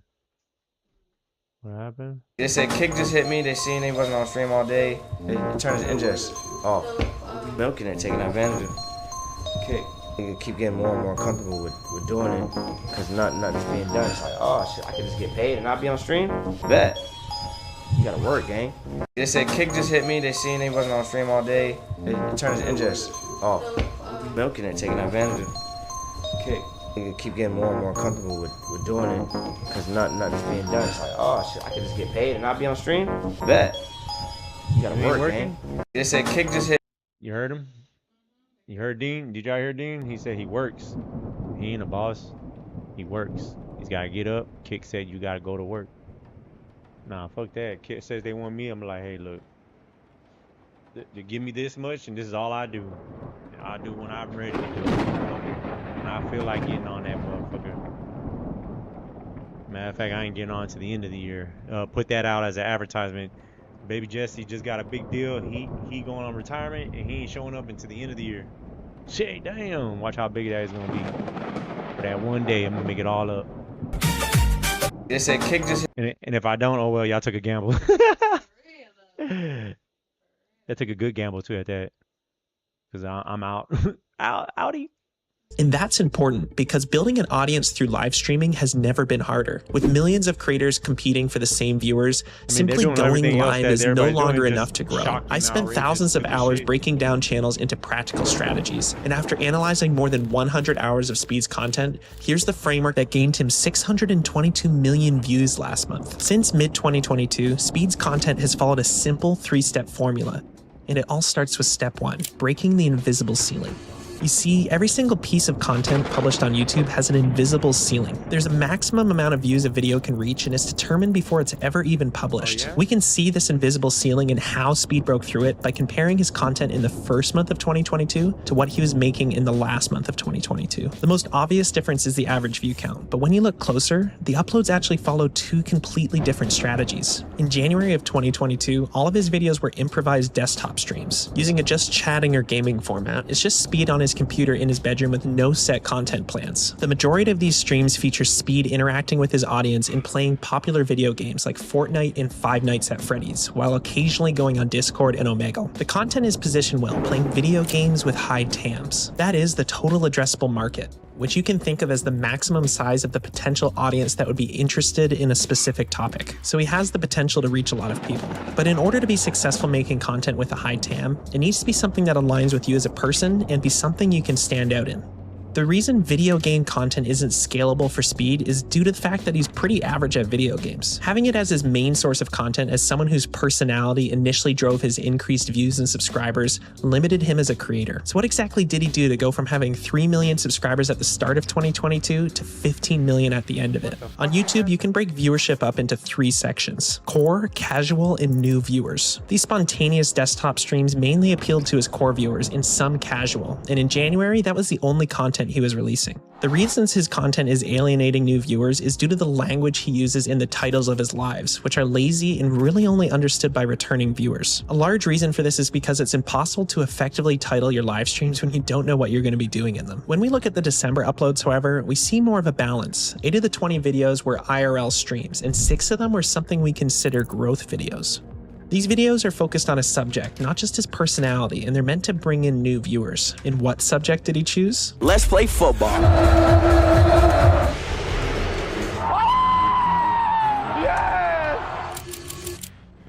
Over the course of 2022, Speed made one of the smartest decisions of his career, and that was to rebrand as the guy that loves football and is obsessed with Ronaldo. But it's not just as simple as that. There are a few things that contribute to how he was able to obliterate the view ceiling he had at the start of 2022. The most obvious being the new addressable market that he's now tapped into. He went from the TAMs of the video games he was playing to the TAMs of the biggest superstar in the world with 670 million followers on Instagram, in the biggest sport with an estimated 3.5 billion fans worldwide. Now, the less obvious thing he did was how he shaped his content. In December of 2022, he had 4 outlier videos tied to the World Cup. Learning from those videos, he developed repeatable formats that have since been responsible for 7 of his 10 biggest live streams. It's essentially a cheat code. With his brand so closely tied to football, all he has to do is show up for a major football event and it's viral content. That's the power of a large total addressable market. For him to reach these large numbers, only a small percentage of football fans need to be interested. The content doesn't need to appeal to everyone. It just needs to resonate with a fraction of a massive audience. But replicating Speed's success isn't as simple as just starting to make football content. Many creators have tried and failed or only achieved a small fraction of what Speed has. And a large reason for that is due to the second part of his formula, the momentum arc. It's Speed's solution to the live stream paradox, which is something that limits a lot of creators. So what is the live stream paradox? You see, live streams are a bit of a double-edged sword. On one hand, they're great for building an audience because the creator can directly interact with viewers and build connections like no other form of content can. But on the other hand, live streams have a massive problem. They're not evergreen, searchable assets that the algorithm can promote 24/7 like normal long-form videos. They heavily require an immediate spike in real-time metrics for YouTube to promote them to larger audiences on the browse page. This makes it a lot harder for streaming content to attract new viewers. Most streamers try to solve this in the same way. They make a massive amount of short-form content, whether it's from clipping the most entertaining moments from their live streams or creating dedicated short-form videos. They simply need to use other mediums to grow their audience. Speed, of course, does this, but there's something else he's figured out to solve the live stream paradox. Take a look. We're about to go see Ronaldo, bro. Okay, first of all, I came here to see Ronaldo. Where's Ronaldo at, bro? Where's Ronaldo at? What Speed has done is steal a mechanism from your favorite TV shows. He doesn't think of content in terms of individual videos. He thinks in terms of story arcs and sagas. Every stream, clip, collaboration, challenge, or world tour becomes part of a larger narrative that fans can follow over months or even years. This is important because audiences feel far more... He's an episode, dude. He's a TV episode. Oh, look. Oh, that's who Bang's fighting? Whoever this is. Alex Deji too. Oh shit. Let's see AP against AB. How about that? AP probably got his shit. Probably. Where is AB, by the way? Gene, why did AB not come in here with you today? No, he's here. Adrian Broner. He's here. Was he late or something? He's check. Is he drinking? No. Oh yeah. Oh. Is the sky blue? I thought he was training. I thought he was training his shit, bro. I mean, he did. He had a good 14 days, but I think we generally. Oh, let Ben want to interview. Ben want to interview. Dude, that last fight I had like. Go to Ben. Over there in the sweat right my eye. Oh my God! Eye drops I wanted. Bloody! Let's go. He almost hit the camera.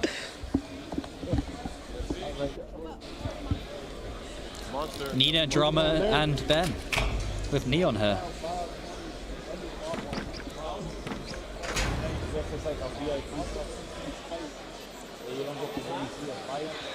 I'm live right now. Hey, give me a second, brother. Dean, give me a second. All y'all brothers, give me a second. I'm here with the lovely Nina Drama.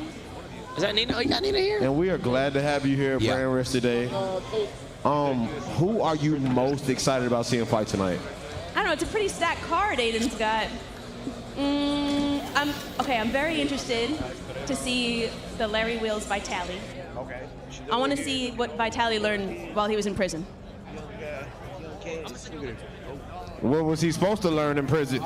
Just any Filipino fight techniques. I don't think they're gonna allow Shanks inside the boxing ring, but hopefully he learns some real skills. Yeah, it's probably a lot of mental strength. You never know. You know who I'm most excited to see? Tell me. Jeremy and the Island Boy. Yeah. Dwarf, well, he like a buff one. Yeah. But he ain't handicapped. He whoop ass. I wouldn't say handicap. What the fuck? Well, I'm just letting you know. I'm letting you know that's who I'm excited for. Back to you, Aiden. Bro, Ben, are you really like nervous, bro? That's so crazy, bro. Anyways, God, so wait, he's nervous. Anyways, talking to Nina. Yeah, whatever. It is what it is. But Nina's right though, Aiden. That dwarf fight is big. Island Boy. Is that, by the way, what's the correct term to call a little person, guys? Midget. Oh, it is. No, dwarf. I think it's polite. Midget. Nigga, that's what it is.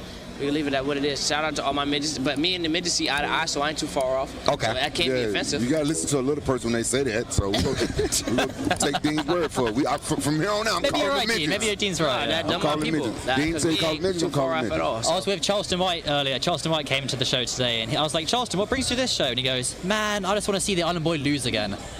Yeah. Charleston famously fought the Island Boy in Nashville last year. Is that the same one, or did he fight the brother? Same one. That's right. Okay, so look, we got the second bout of the night. Chibu, who just is actually he just beat Chibu Blueface. next? Yeah, bro. See, and I hate that AP. Wait, and hold on, Chibu gang. gotta How be many second. fights you got, Biff? 12. Wait, hold on. Chibu. Chibu is fighting BMA it's not Musa. in order, sorry. Rematch. 3-minute rounds. I want to get this fucking fight started. Production, if we can zoom in a little bit, like see these bottom logos, we don't need them. Maybe zoom in on us more, right? Look, we have some pretty people up here. We have this guy's handsome, right? You're handsome. You're hot, sexy. Whoa. You're a dilf. Are you going a little bit too far? Actually, you're what's in? Show him that picture again. No. All right, next fight. Let's go. What does DILF stand for? Dad, I like to fuck or something. Sorry. You're not supposed to say that. Oh, bro. sorry. I'm sorry. Yeah, that's weird. That's weird. That was really weird. So he just get compliments, and I just get left out. Hey, would Chibu ever rematch Blueface? Maybe. Who knows? I would like that. That was a great fight. That was a great fight. You cool Blueface now, Aiden? Did you get it settled? I am. He got paid and he's happy, so. Yeah. Nice. He's a good dude, huh? He's a great dude. I like Blue. He's cool. He's probably just upset. He probably. Of course, he lost, and I understand, and it is what it is. But at the end of the day, he got paid out. Everything's good, and there's no bad blood. I fuck with Blueface. So. I'm gonna say it like this. At Isaac Santana 6560. But if you in shape like Blueface and you lose to somebody that's shaped like cheese boobs, you kind of get upset just off that. That's pretty bad. I will say the weight do matter though, because Blueface got out of prison and never fought at that weight. Yeah. And he fought a fat fuck. I mean, he fought. Hey, don't talk shit about cheese boobs. No, I like cheese boobs. I I like Chibu. Chibu is, I fuck with Kat. What about the winner of the main event tonight, fighting Blueface? I don't know, man. We'll see. Austin or Face Temper? I think if Austin wins, because Face Temper was meant to fight Blueface years ago. Well, no, I think if Austin wins, we need to give the fight to Bryce Hall. Who the fuck is DDG? I think I think Bryce Hall, guys. I think we give it to Bryce Hall. After this fight. Yeah. McBroom. Well, that rematch. That makes sense. And that's the big fight. Yeah. Who do you want after Cejudo? Anybody specifically? Oh, that's a good question. After I beat Cejudo, I say what's another midget he can Jose fight? Aldo. You don't want Aldo's crazy, though. I just run through all the Rampage. UFC. How does Dean and Jose Aldo go? Aldo's crazy, bro. How does Dean and Jose Aldo go? No, he don't want Jose Aldo. Who don't, nigga? No, he can't kick me, nigga. He still got hands. Man, I don't give a fuck, nigga, man. All right, look. Anyways, listen. Let's just get the bout 2 number started. Chibu versus BMA Musa. Let's fucking go. This is good. Yeah, Chad said Mighty Mouse. You should do that. Now you can meet our mics. Yeah, that'd be even bigger. Mighty Mouse is more famous. Well, no, it helps, It helps you try and sell pay-per-view and talk trash. Ladies and gentlemen, the Florida Athletic Commission asked me to ask you when the bouts are going to please turn off the lights on your cameras. Only when the lights are going, when the fights are going, turn off the lights on your cameras. And now, for this next bout, coming out of the blue corner, BMA Trash. Music. Using a regular iPhone to film everything. Yeah, look how dark it is. Got cheaper this time. Can't give these niggas advice on how to kill, cause they don't listen to nothing. Nigga be macho man and hook his hair. Till you hop out that button. I ain't giving these niggas advice on shit, but how to go to church on Sunday. Fucking out so much, he get my young nigga 10, just hit you in the stomach. Just told my nigga I give another 10. Leave shit looking like lasagna. Fat don't never be in his hood, what you mean? I was just there this Sunday. Nigga, it's too much shit going on. If it's $2, nigga, pay me my money. And coming out of the red corner, weighing 262 pounds, Good amount of people here this early too. Yeah, bro, this is gonna fill up to about 1,000. Shibu's got to keep his momentum up. He's a big star. And coming out of the red corner, weighing 206 in the blue corner. My hoes and my money, fuck nigga.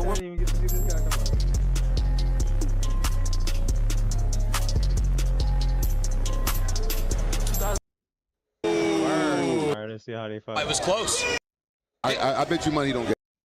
Wake the fuck up. But if Brown. Say hi to the chat. What's up, chat? W Fuzi. Come on, nigga. Oh shit! All right, wait, hold on, guys. Oh, wait a minute. There we go. Changing punches from the very beginning. They're spamming G7. They're trying to gas out early. Hey, let's go, chat. G7, let's go. Wake the fuck up. What's going on here in the ring? What happened? What was that? Spin around, spin move. This ain't prom, nigga. They doing prison boxing. This is Rampage and Daniel Cormick. I'm sorry. That was a low. Hey, Chibu lost a lot of weight. I'm not tripping. Yeah, Chibu lost a ton of weight. Oh, he got him. Chibu lands the right hand. There you go, Chibu. Musa takes it quite comfortably. Chibu does this full time now, doesn't he? Yeah, he's serious. Chibu's serious about it. Yeah, he's always in camp. Chibu's movement, his moves very fast for a fat guy. I ain't gonna lie, Chibu's looking good. Hey, stay relaxed, Chibu. Yeah, you don't want him to gas out. Chibu moving around his angles, though. Chibu's not gonna gas out. No? I bet you money he don't gas. You don't think so? No, I sparred that kid. He do not gas. Chibu gassed out against Nikon and just got a lost nice his that, and now he will never gas out again. Fred, their last time they fought, it was close. It was, but he got something to on that jab. Musa throws the uppercut once, doesn't. There we go. That's it. This is holding her like He is. This is the first time in like yeah. I don't know how many months. Why? Musa stepped had him Good start, though. Good yeah. start. He looked like he should gas out. After he finishes the fight, he just holds the card afterwards too. Be in there. Both of them swap off. Dude, Moose I was thinking that, but it has to. Shot challenges when I was fat, you still feel it. You can feel it? You feel it. But you never was that fat, though. Nah. Chibu again. Man, come on. Musa takes it well. Musa's chin is impressive. Come on. Here's the free. You know, the second I saw you with Deji the other day. Took the mouthpiece out? I don't know. Who? Somebody. I ain't gonna lie. Oh, Look at his eye. Oh, Oh, Chibu's pissed. You took that effort like a champ, though. He's not gonna win just by boxing. Musa's holding the ropes. COD2. We have a unanimous decision. All three judges scored this bout 30-27 out of the red corner. This bitch ass nigga assembled a group of fat niggas, bunch of niggas I whoop. He got a bunch of niggas like the Avengers, like some hoes, nigga. I'm coming like man, y'all so street fighters safe. safely. Shut the fuck up, dude. These motherfuckers over here acting all hard, street fighting on sports. Shut your ass up, dog. Get your ass out there and fight on the streets, fool.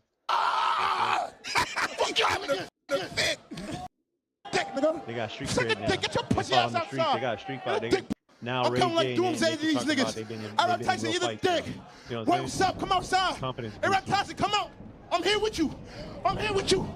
I'm here with you. I'm here with you. What's up? We outside. Let's fight. Let's do it. Let's do it. Let's do it. I'm here with you. Let's do it. Let's do it. Damn, big boy about to get tossed down by this other big boy. Pussy ass outside, nigga. Suck a dick, nigga. Suck a dick. Get your pussy ass outside. And a dick, both y'all fat niggas. They're all real. Ricky, you know what's the word? Ricky, you know what it is. You know what it is. You know Can't what it is. beat me. I'm from Jersey. 39 Claremont Avenue, 30 Avenue, Jersey, 07111. What the fuck? Oh, mama. Come on. Yo, Huh? Pete. Huh? I said, what is it? What is it? It's so safe. Oh my God! Fuck you having a fit. He's having a fit. His adrenaline is through the roof right now. Way too high. Way too fucking high. All right. Marky, you okay? All right, Marky. Everybody, relax. It's a lot of testosterone in the air. I don't know what peptides niggas is on, but we're gonna get ready to move into the third fight. Shout out Chibu for that W, man. Let me go see who in the crowd, Ada. All right. Okay. I didn't get a proper introduction to Fuzi. Fuzi, look at the camera and let me just glaze real quick. Guys, this is a fucking legend we have. Arguably the greatest IRL streamer who goes on the best IRL runs. I'm giving you your fucking you deserve it. You're the fucking go to this shit, bro. I appreciate that, bro. And I'm gonna say it, bro. You had a lot to do with making Kick where it is today. G7's in the fucking chat. I appreciate that, brother. Thank you so much. I appreciate that, real You talk. deserve that. No, you. And thanks for you invited me out here. Meant the world. So that little DM, I felt like a little heart. It was. Yeah. It got me blushing and shit. I stayed quiet. I worked on myself for a while, and I was like, look, if he ever wants to, like, you know, and you did. So I appreciate that. You're a pioneer in this shit, bro. I just don't want people to forget. And I do want to say, if I never said it, like if I never said it publicly, for you know everything I did when I wasn't there mentally, I apologize for it. That was never right. I love you. Sorry, Rampage. No, it's all Yeah, right. And I right want to say in front of him, W no fucking excuse card. me. You guys did your shit with this one. Thank you, brother. Thank you so much. That means a lot. Rampage. Yo. What did you think about what was happening in the crowd and shit? Bro, that's his entertainment. Yeah, it is. It's great. Yeah, I love Chibu. He can do no wrong. Yeah, he's great. I love Chibu too. Yeah. But I mean, he just won the fight. Arab Tyson's in the crowd trying to gas him up. Yeah. Whatever, though. Yeah, you know, it's okay to get a little emotional, but you can't let the crowd get to you. Facts. Let's go to Ben. Ben's Let got me an know on interview. the camera on me. Go to Ben. Go to Ben. He's got an interview. Ready? All right, we live? Are we here? First thing I want to say is, Chibu, you gotta fucking relax, man. After every fight, you want to whoop another nigga ass. But, Brand Risk, I do have a special guest here I want to introduce everybody to. She's a lovely lady. Come here, sweetheart. How the fuck are you doing? Oh, no, look. Hey, he gonna take his time, though. He wanna do the whole song. Good shit, champ. He's great. I love Chibu too. Yeah. But I mean, he just won the fight. Arab Tyson's in the crowd trying to gas him up. Yeah. Whatever, though. Yeah, you know, it's okay to get a little emotional, but you can't let the crowd get to you. Facts. Let's go to Ben. Ben's Let got me an know on interview. the camera on me. Go to Ben. Go to Ben. He's got an interview. Ready? Ready? All right, we live? Are we here? Oh, geez, are you ready? First thing I want to say is, Chibu, you gotta fucking relax, man. After every fight, you want to whoop another nigga ass. But, Brand Risk, I do have a special guest here I want to introduce everybody to. She's a lovely lady. Come here, sweetheart. How the fuck are you doing? How the fuck are you doing? Hell no. Hey, he gonna take his time, though. He wanna do the whole song. Good shit, champ.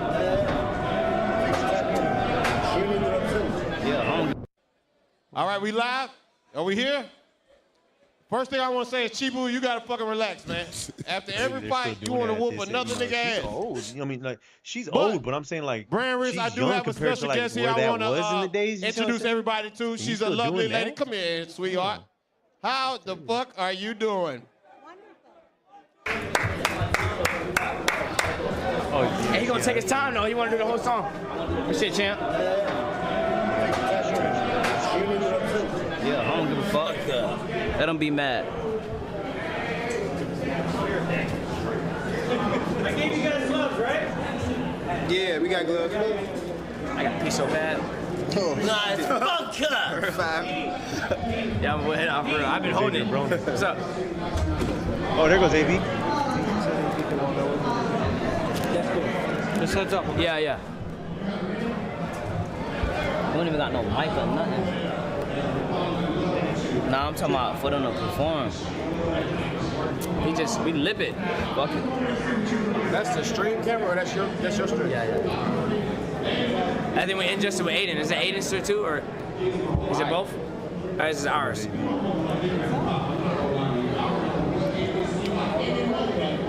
We almost at 40,000, nigga. My phone. Funny. That's about it.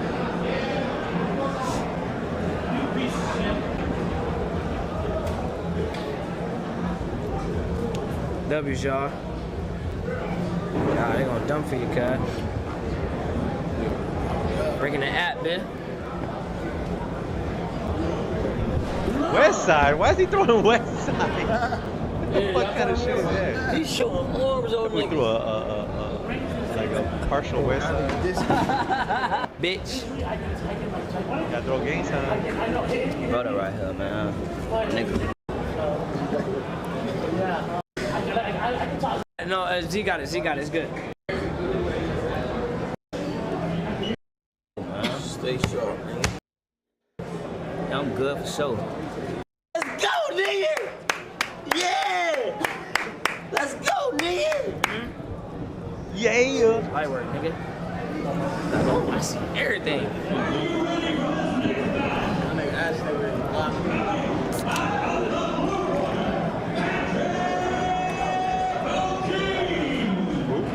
Let's bro. Fuck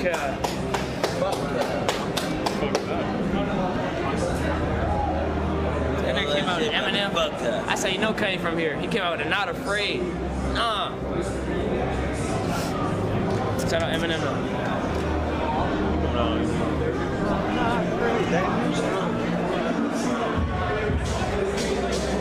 I got a mic. They give us a mic. Most of it. Said we probably just gonna lip it. Hey, they gave us a mic. Mike. And all them big ass titties is. You mentioned that lady's big ass titties.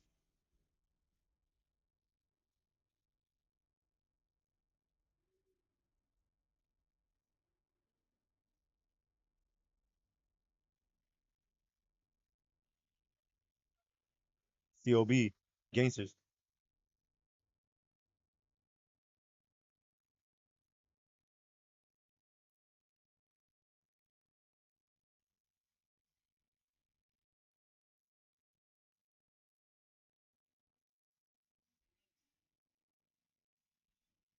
What the fuck?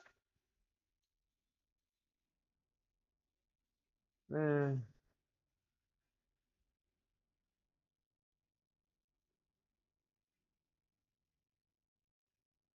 Oh, I can't go back that way, so it's got to be somewhere in here then.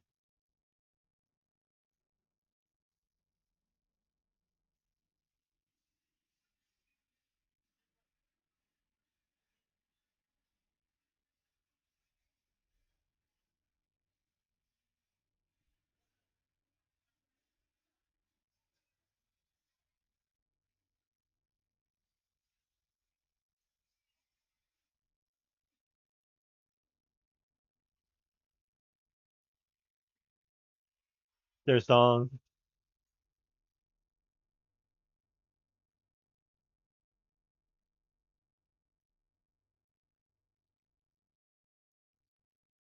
Oh, that's that diss they made. Like, grown is falling all over the place.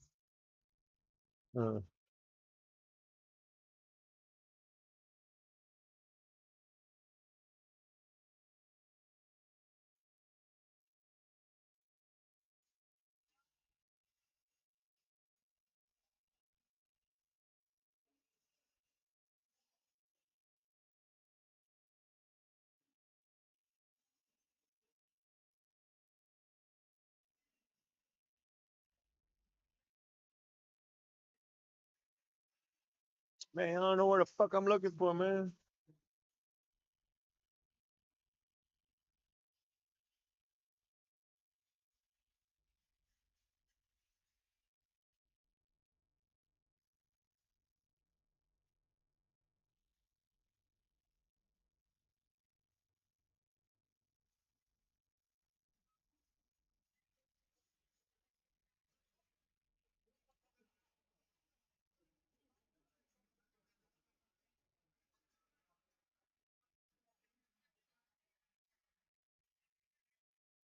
Two draws. What the fuck? Already got two draws and shit.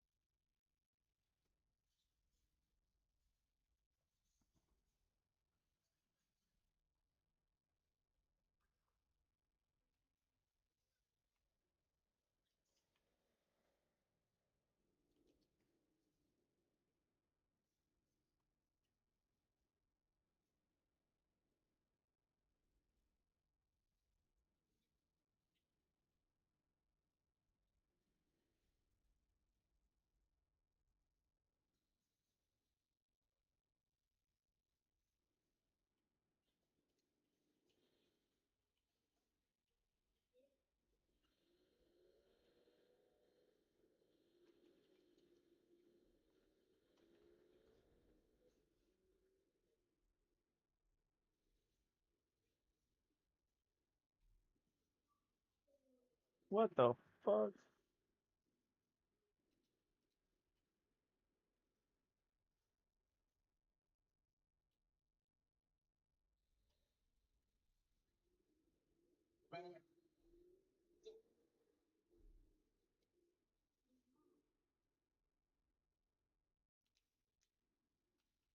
Question mark on the fucking on.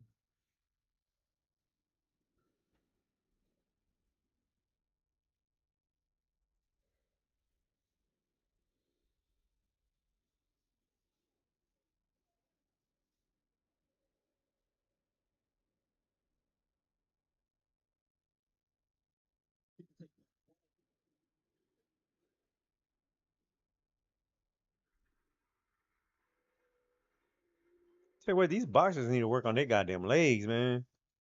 They got bodies like goddamn almost, but like fucking prisoners. Did he win?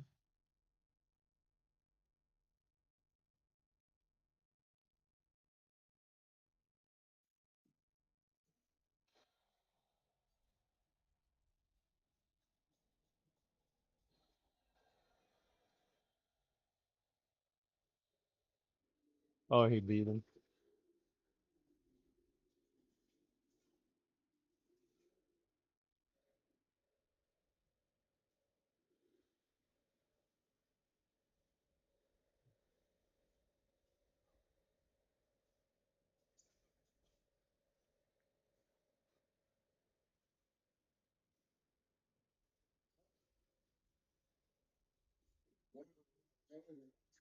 That wasn't in the back of the head, bro. Come on.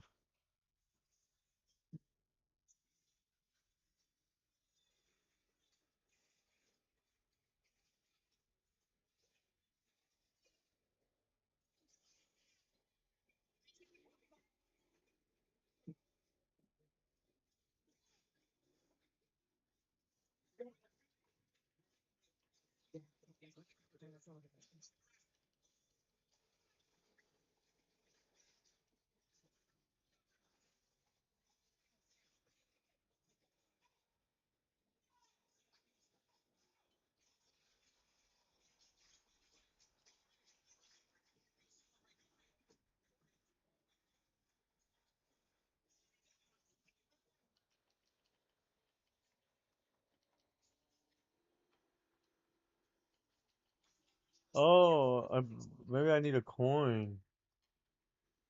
Maybe I need to find a coin or something.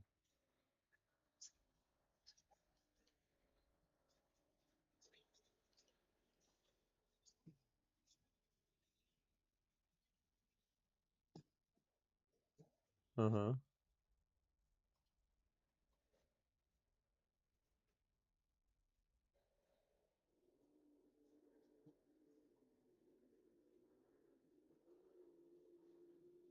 What? How'd he get me inside the fucking room? What? That ain't make no sense. That ain't make no sense. How'd he grab me from in the fucking room?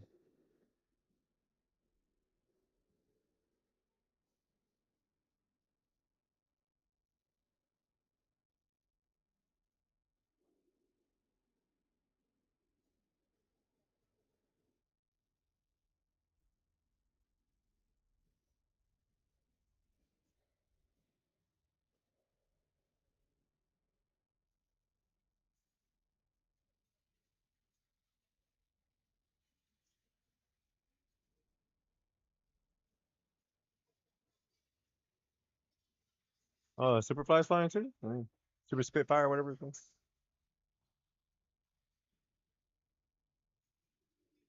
Entertaining on a different level.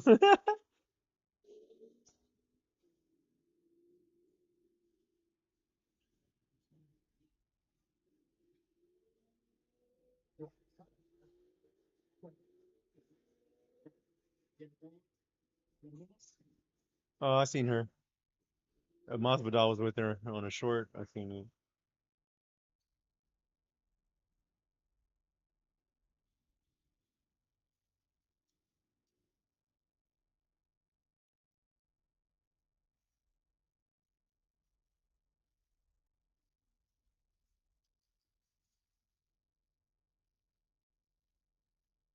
How did I end up in the same spot? That shit's crazy.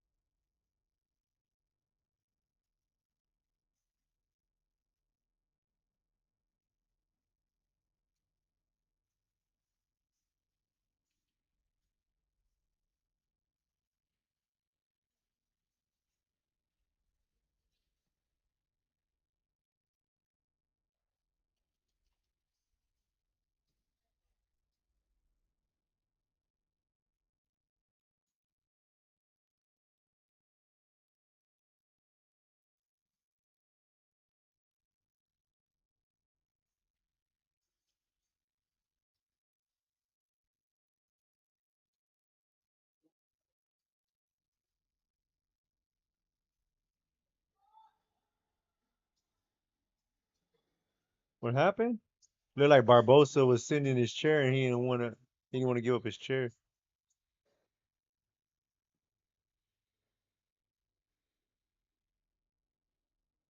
See, he's got his chair.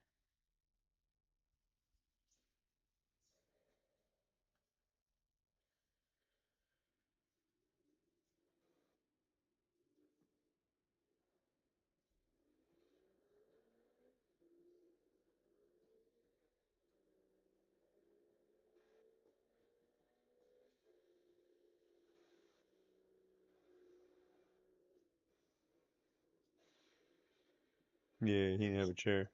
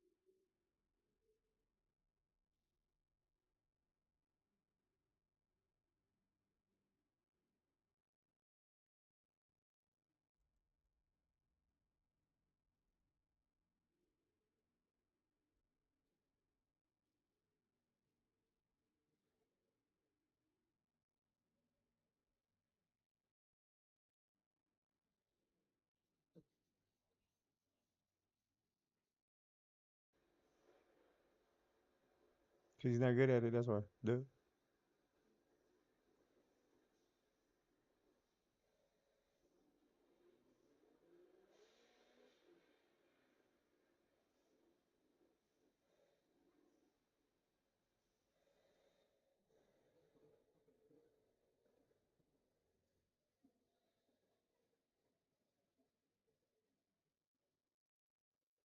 Man, get out of here.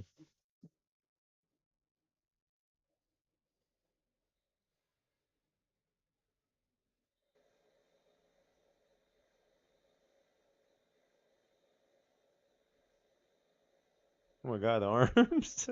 His fucking arms. Ay. Ay. Do me a favor, turn that light on, love, please.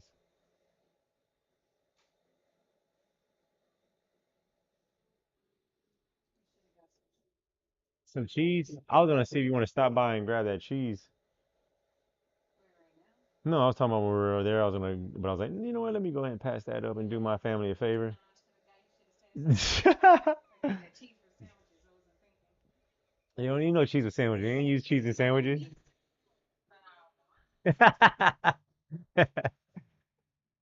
Oh, okay. Didn't say that. Come on, man. Where's the? I think I need a coin.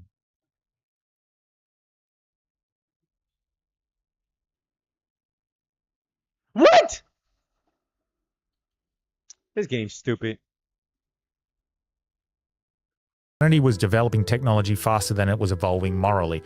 Allegedly warned that humanity continued to operate through greed, fear, war, and material obsession. And if it did, it would eventually destroy itself.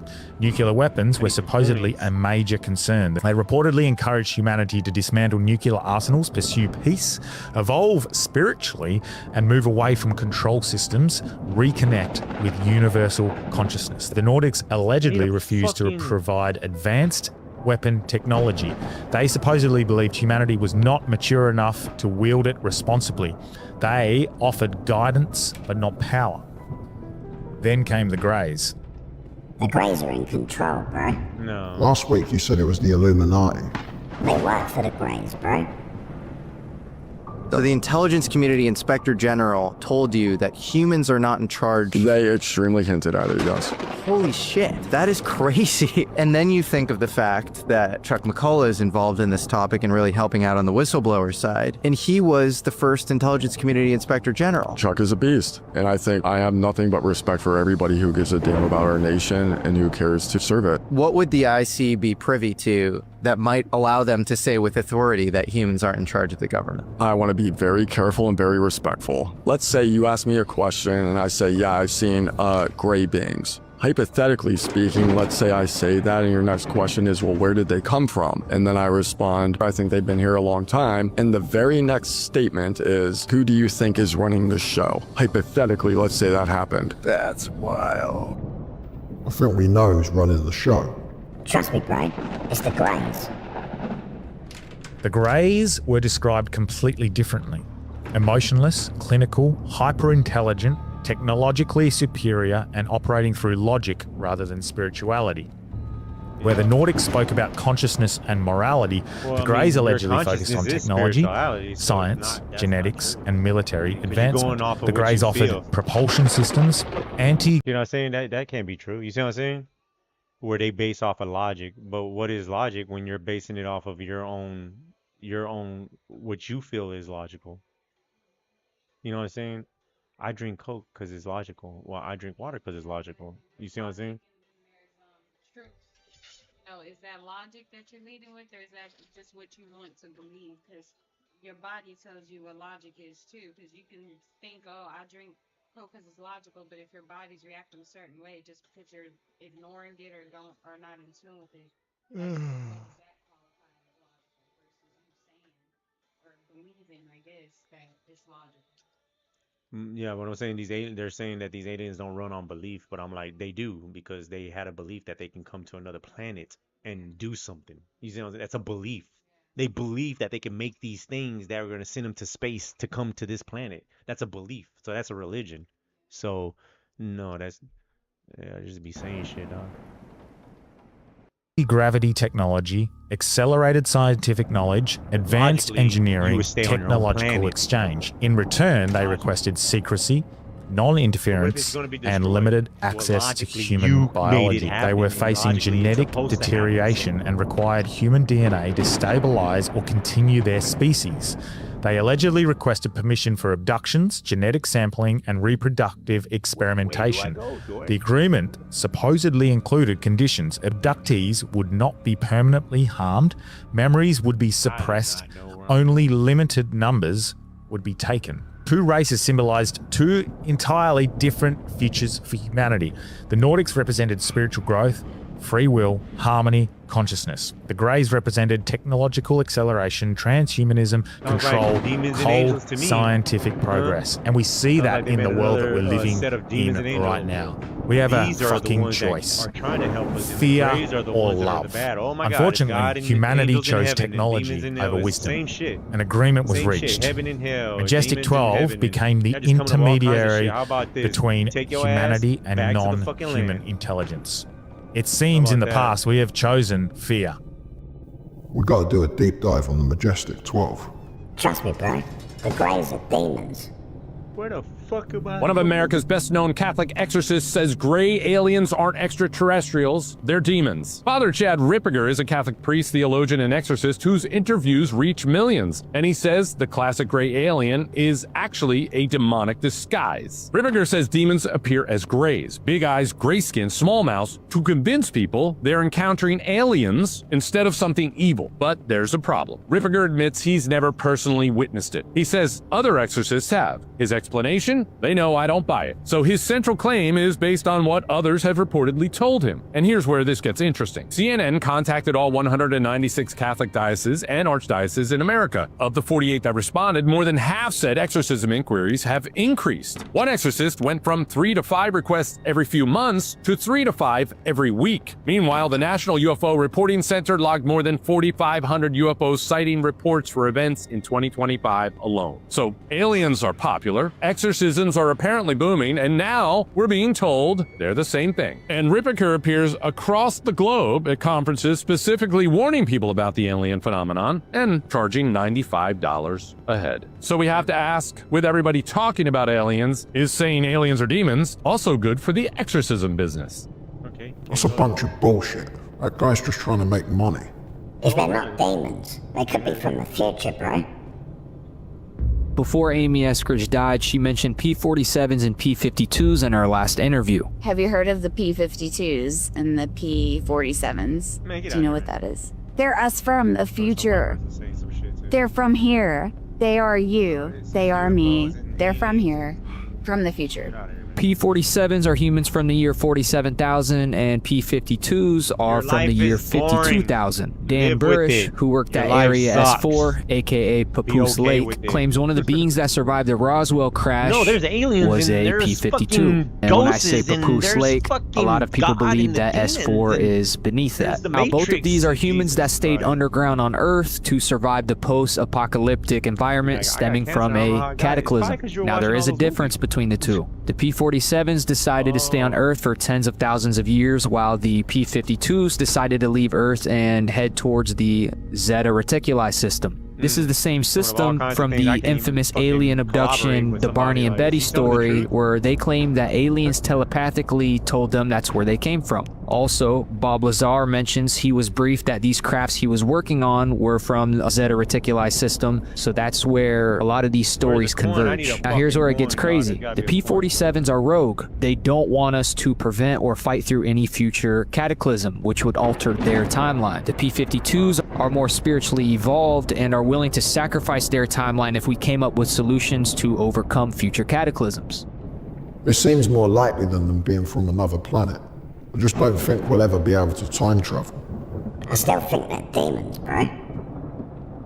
So what's going on right now is a timeline war. The 11 plus missing scientists are not just physicists working on free energy. They are biologists, virologists, climatologists, material scientists, agricultural scientists, etc. So all different types of scientists have gone missing. And the reason is the rogue J-rods known as the P-47s are eliminating researchers who could alter cataclysm outcomes and affect their P-47 timeline. So essentially, the P-47s want the catastrophe to occur, as it was foundational to their own evolutionary development. They oppose disclosure and send Men in Black agents to suppress interfering developments. Now, the rumor is they are connected to the Illuminati elite bloodlines, who are reportedly building underground arcs whose survivors over millennia who would end up becoming the rogue P-47s. So it makes sense this was the group who never wanted to leave Earth. I told you, bro. They're working with the Illuminati. Just seems a bit far-fetched for me, mate. Trust me, bro. It's part of the Great Reset.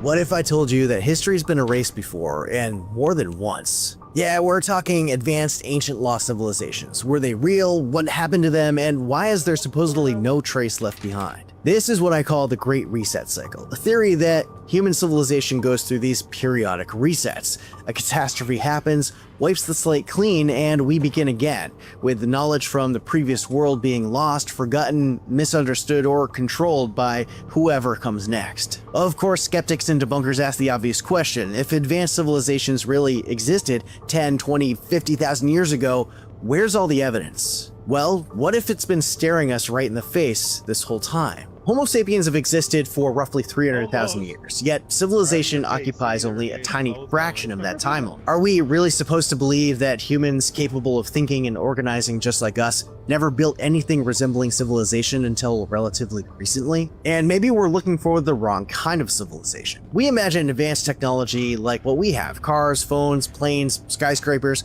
but what if another civilization developed along a completely different path using materials and technology that left very little behind? Even if they built with metals and other durable materials, give nature 10 or 20,000 years to bury, flood, and erode what remains, and there would be barely anything left. But surely something would survive, right? It's wild to think everything created by humans could be gone in 100,000 years. Bro, they just found a wooden structure that's nearly 500,000 years old. What is that evidence that they found of wood construction from far longer than they thought? Yeah, this is the Colombo structure, and this is something I talk about a lot in my videos because I think it's a crazy find and I don't understand why it's not kicking up more of a fuss. There you go. Yeah, so the Colombo structure is these pieces of wood that have been joined together deliberately, cut in notches and connected together, tapered and secured at right angles. And they think it was either a kind of raised walkway, like a kind of raised platform, or a house, a dwelling, a hut, some kind of structure. And why this is so paradigm shifting is because not only does this kind of scream that humans potentially lived in permanent settlement. So sorry, I haven't even said this. This is 476,000 years old. So this predates Homo sapiens. It's crazy. It's lasted so long. Monkey wrench. Yeah, I would say it's a massive monkey wrench because not only does it kind of really dispute this idea that we didn't settle down until 12,000 years ago with the Neolithic Revolution. Because I mean, it's a structure. I mean, and it's just because it's so unlikely, it's so unbelievable that this would have survived. But that kind of suggests that it's not the only one. Right. There could have been loads of these, structures everywhere. Everything we know about human history is a mile off. Yeah, bro. They just found a 1,000,000-year-old skull. Really interesting discovery that literally came out about a month ago, which was this, I don't know if you've seen this, it's about the human skull found in China that was 1,000,000 years old. No. Did you see that? So it's not Homo sapien, just to be clear. It's But you said human skull. It's human skull, so it's classified as Homo longi, which is very similar to Denisovan, so it's a different human species, but what they effectively are, yeah, there you go. It's effectively like a sister species of ours. So I mean, that's not a very technical way of putting it, but it's like the most. That's a layman way of putting it.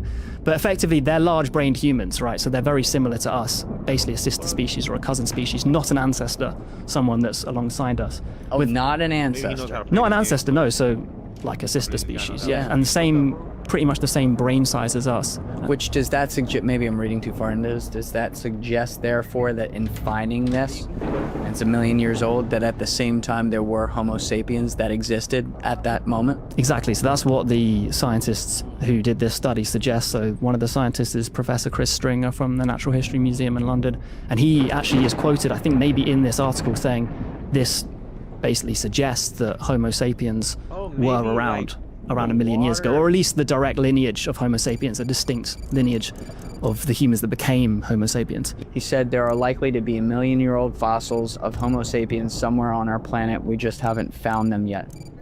They probably won't find them either. We're too busy blowing each other up. They don't want us to know human history, bro. That's why they stopped digging at Göbekli Tepe. We've got to take another look at things like ancient stone monuments and megalithic construction. Prime example, the three pyramids and the Sphinx on the Giza Plateau. These things are believed to have been built around 2600 BC. So why do their celestial alignments to Orion and Leo seemingly point back to the sky as it appeared around 10,600 BC? And strangely enough, right around that same window, something else appears in the archaeological record that shouldn't have, according to modern archaeology.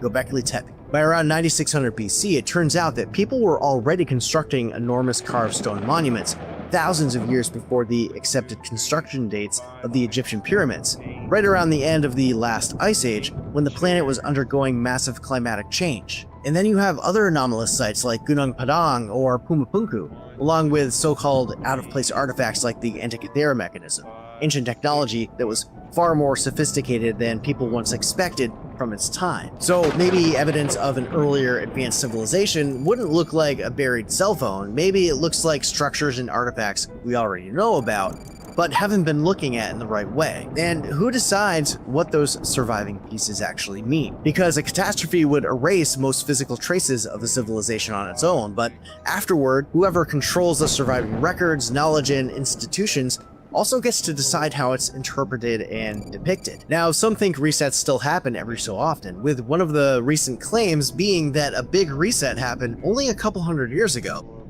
He's talking about Tartaria, bro. We've got to do the deep dive. Yeah, but for now, check out our deep dive on Göbekli Tepe. Yo, what's good? We're trying to hit 250k subscribers. We're giving away a free piece of merch at the end of every episode. All you gotta do to win is leave a comment on this video and be subscribed. Let's get back to the show. Every reset had the same agenda: erase knowledge, destroy old systems, consolidate power, and rewrite history. People think that these resets started in the 1700s, but the resets started in Rome. This is why they say every road leads to Rome. Rome didn't just conquer land, they conquered thought. They took Egypt and burned the Library of Alexandria, scattered the priesthood, and installed a new religion, not for spirituality, but for control. After Rome took over Egypt and burned the Library of Alexandria, they set their sights on the new threat, the Gnostics. These weren't pagans worshipping statues, they were mystics. They taught that God wasn't in a book, but God was within you. They believed in direct knowledge, not in blind faith. They believed that your soul came from the stars and that the material world was a trap built by false rulers to keep you asleep. So Rome called these mystics heretics, burned their books, destroyed their temples, and if you were caught teaching any of this, you were tortured and unalived. And the only reason we know about these is because somebody buried the Nag Hammadi scripts in clay jars and they weren't found again until 1945. That is how close we came to losing it all. They didn't just erase history, they erased the roadmap back to the divine. Oh, you thought the Crusades were about religion? But in reality, it was Rome versus ancient knowledge. During the Crusades, they didn't just sack cities, they looted them. Baghdad had one of the largest libraries on earth, and then, poof, gone. Constantinople was home to the preserved Greek, Persian, and Egyptian wisdom. What happened? It was looted. Jerusalem, a spiritual portal city that held ancient relics and forgotten tech. Guess where most of it ended up? In the hands of the secret societies or locked away in the Vatican vaults, where it's still hidden today. Check out our deep dive on the Vatican archives. Let us know in the comments what subject you want to see us do next. It's always been spirituality versus technology, bro. The Renaissance. This wasn't a religious war. This was a systematic memory wipe. Then when people think of the Inquisition, they imagine witches casting curses and spells. But what's the truth? They were hunting healers, midwives, herbalists, and wisdom keepers. These were the last people carrying the pre-Christian knowledge. Knowledge passed down from Egypt, Babylon, and Atlantis, hidden in villages, forests, and bloodlines. They knew the power of plants, frequencies, and the human body. They had oral traditions, sacred songs, star maps, real science before it was outlawed. But to the church, this was dangerous because it meant power outside of the system. So they flipped the script, called them witches, labeled them as demons, and burned them alive. This was not spiritual cleansing. This was intellectual genocide. It was never about good versus evil. It was about control versus freedom. Then we had World War I and II. They weren't just about borders and politics. They were about erasing the last traces of the old world. The New World Order. The UN, the IMF, the WHO, the globalist banking, mass surveillance, A complete reset of identity, culture, and memory. They didn't just win the war, they rewrote the map and the timeline. This wasn't about freedom, it was the final phase of the reset. I don't know about all that. But if anything's going to knock out our current civilization, it's going to be AI. AI is part of the plan, bro. It's the new world order.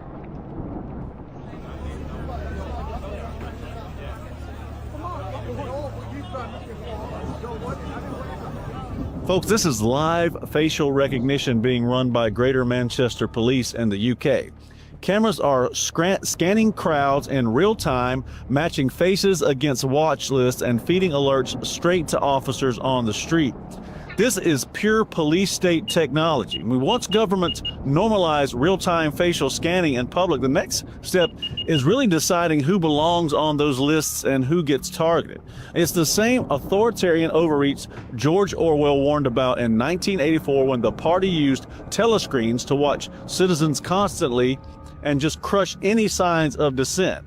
The only difference really is that today's version is mobile, digital, and already rolling through British streets. So if you're wondering why there are 10,000 people per year arrested for speech crimes, this is part of it. This government is hell-bent on wiping out any vestiges of thought opposition. It's not just our government. It's just as bad in America. Yeah, bro. Their flock system's fucked up. No, you can't even say shit. The Colorado woman who was found via the flock cameras as a theft suspect. We have cameras everywhere in that town. You can't get a breath of fresh air in or out without us knowing. Chrisana Elzer learned the power of flock firsthand. You were in town from 11:52 until 12:09. Exactly. Like I said, nothing gets in or out of the town without us knowing. When a Colorado police officer showed up at her door holding flock snapshots of her truck. And here's when you left. At 12:09, that's when you left town. To get?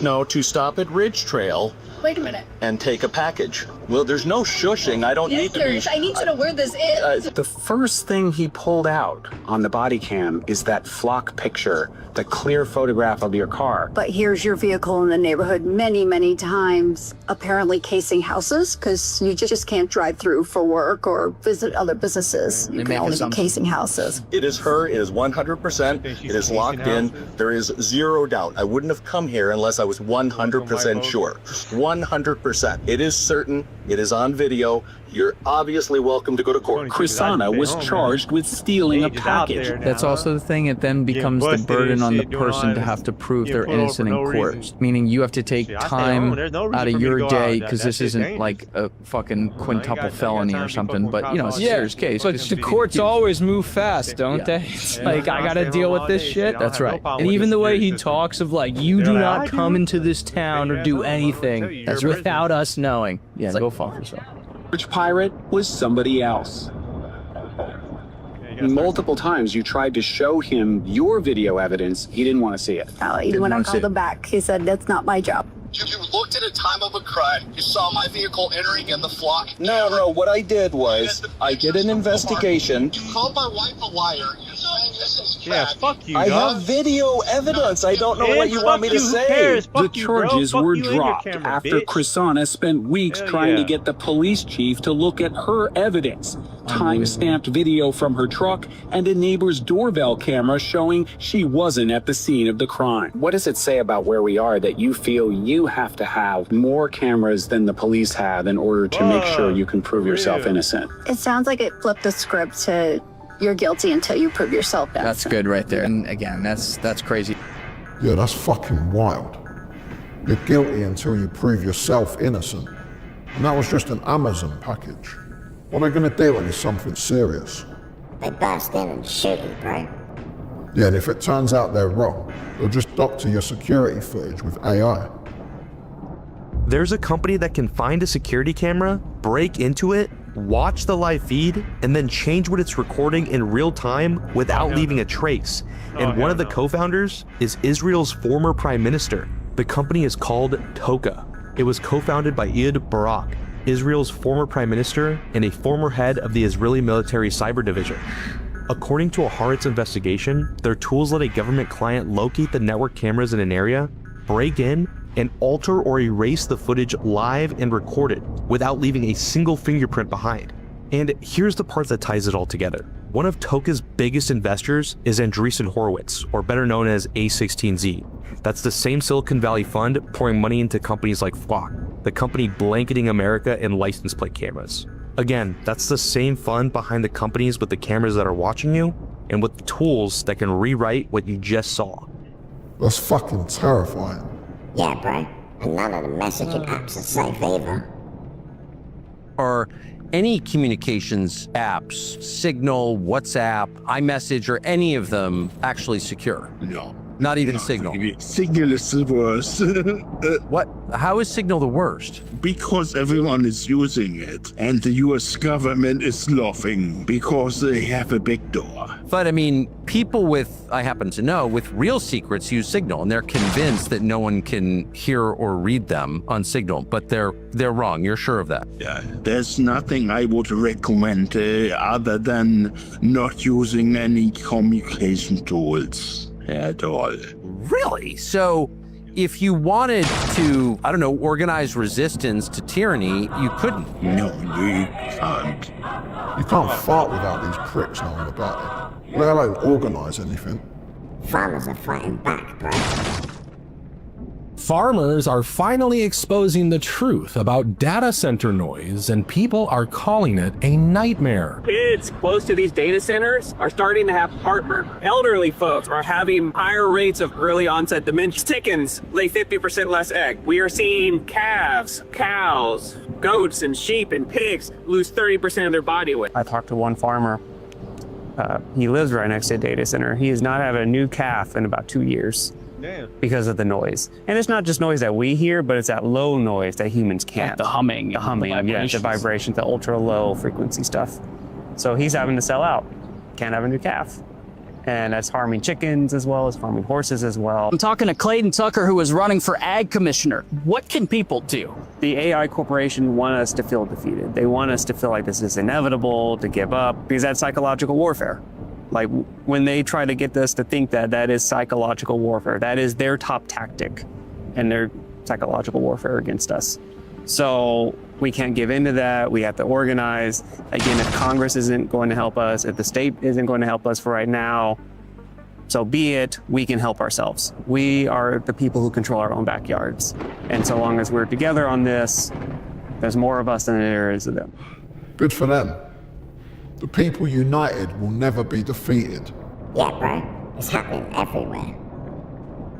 Something major is happening in the Netherlands right now, and hardly anyone even knows about it. One of Europe's most important agricultural regions came to a standstill over the weekend after huge farmer protests broke out. Major freeways and bridges were blocked, causing traffic jams for miles and economic disruption, and even 2 people died in accidents related to these protests. The farmers also created this large shield of steel formation as a sign of solidarity against their government. So what the hell is going on? Well, Dutch farmers are being ordered by the government to cut emissions by up to 46% before 2035. But to achieve that, that may mean fewer cows allowed on their land, stricter feeding rules, and expensive new equipment just to keep their farms running, which the farmers say isn't sustainable and threatens their livelihoods. And without farmers, the country doesn't eat, with their slogan for years being "No farmers, no food." Now, the country's prime minister has responded by urging them to stop protesting on the highways because they're risking people's lives, but the farmers are refusing until the government scraps or amends these nitrogen plans and starts listening to the people it actually affects. I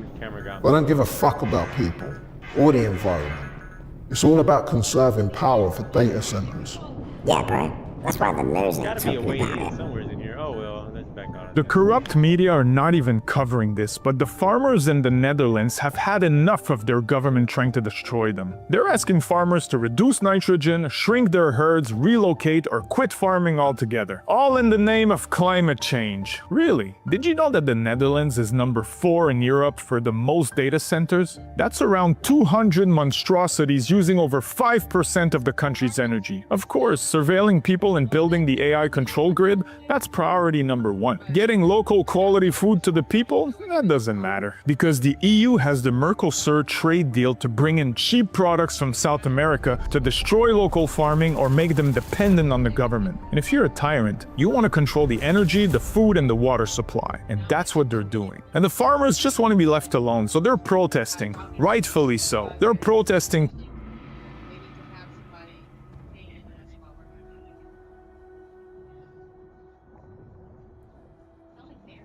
Hey, it's only 8 o'clock?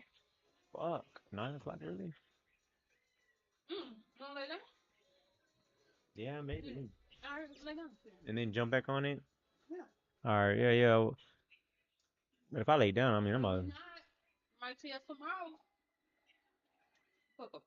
No, we'll be here tonight.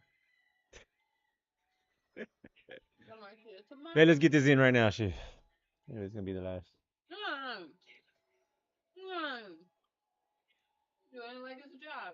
No, it's not a job. It's not a job. This is... What is this? Okay.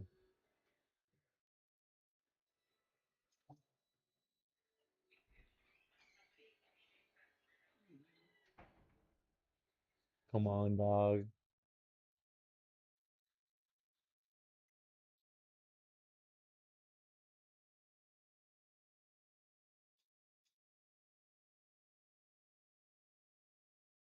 Now he trying to step outside and all that. Hey, you did your part right there. You wanna come out here? I tell you what, you gonna piss him off. He gonna come next time with the gun and not even fucking tell you.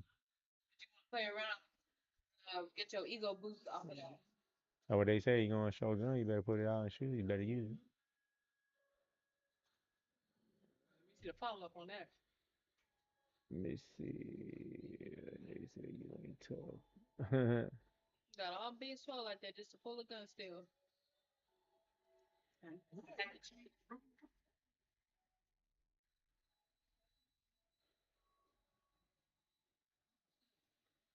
Jesus Christ.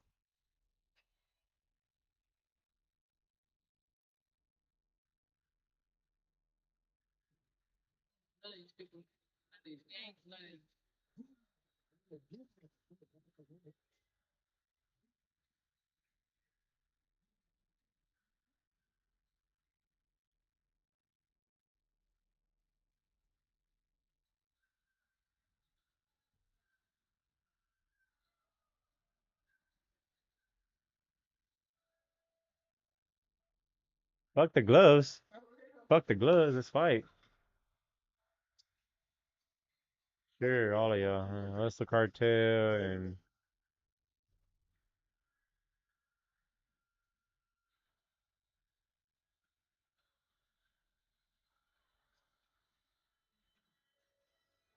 Like my cousin, my little cousin.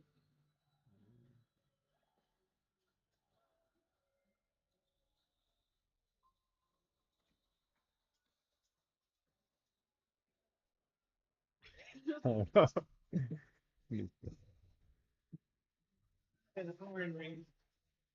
get like 2 games in and then take a break and then come back. Maybe we might watch the movie. Oh, you know what? They got that movie, remember? Wow. I don't remember. I want to eat though. Yeah, I need to eat again. I need to eat. Call when you're short on cash. Can't sleep through the night. I'm losing my mind tonight. Bank rolls on the table. Watching local cable. Hating that I'm able. Hating that I'm able. Oh, memory was messing up that last time? Oh, man. Maybe. These jagged little pills. Nope, there it is. Yeah, it's doing something. Cause I can't sleep through the night. Can't sleep through the night. Can't see your face in the glass. Why do you call when you're short on cash? Can't sleep through the night. I'm losing my mind tonight. I sent you a game pass. Did you? What's up? My headphones are doing this like. Not the Jules. Whoops, not the fames. Not the jury. But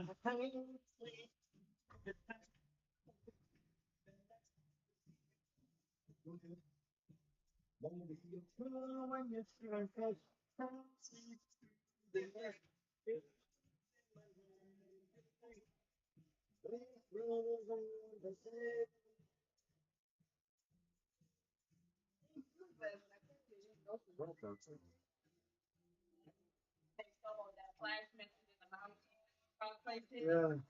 They show it right over the click button.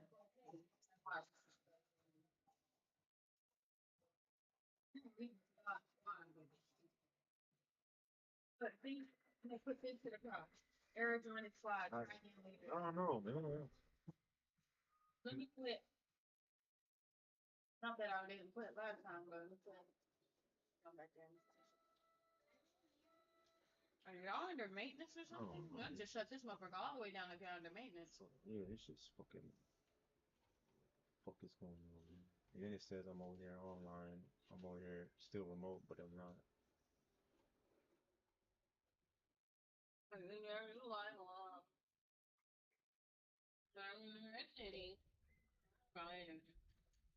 Hey there, Delilah. Is it like in New York City? I don't knock the noise away, but girl, you look so pretty. Yes, you do. Yeah, I'm saying shit. Times Square can't shine as bright as you. I swear it's true. Hey there, Delilah. Don't you worry about the distance. I'll be here if you get lonely.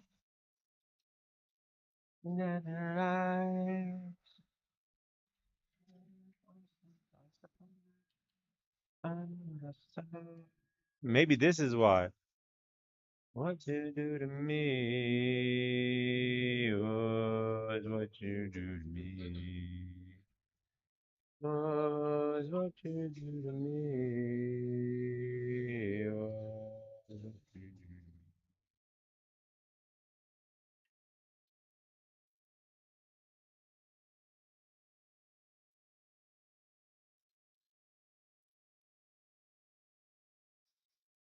me. Maybe they took it.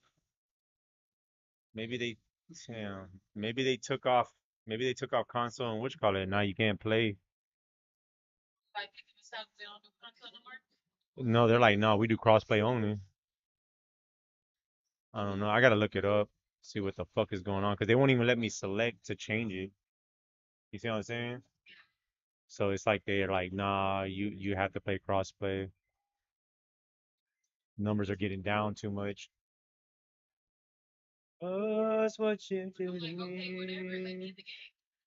That's what you do to me. That shit's like bitchy though. Like, It worked the last time while we were playing. It was saying the same thing like that. That's why I'm not understanding what's going on. That's what I'm not understanding. It was playing like that already before. We played while it was like that. So why, like, what's going on? There, it's working. It's just stupid, man. It's fucking, it's technology. that's nothing but the worst. We get through. Let's play one rank. Play one rank. And you're the blame.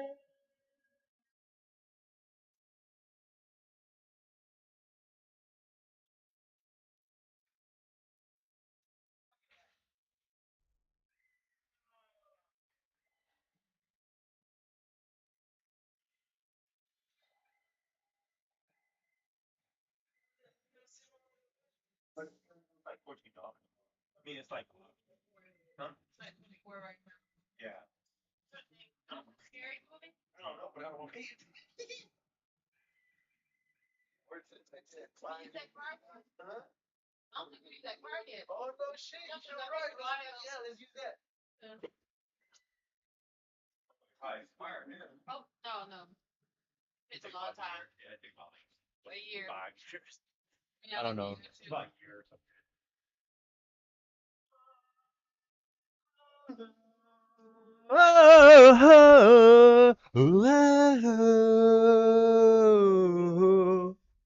Oh, y'all want to hear me sing? Oh, here on.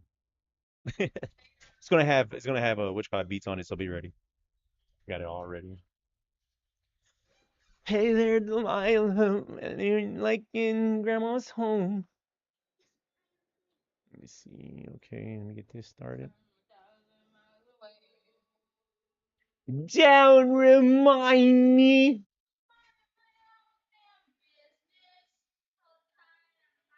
You you know the song, man? Don't remind me. I'm minding my own damn business. Don't try to find me alone and in this. It doesn't surprise me. Do you really think that I could care? It don't like me. You can find somebody else. It could be anyone else out there. No fret. And I never want to see you again.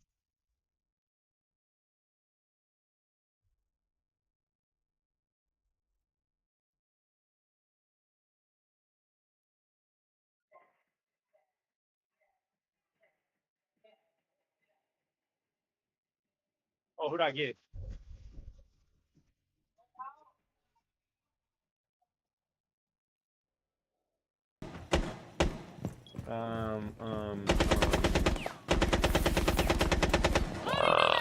Bomb location compromised. Plan accordingly.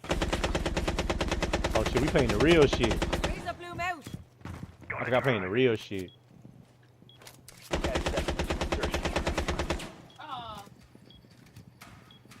5 seconds to insertion. Going out.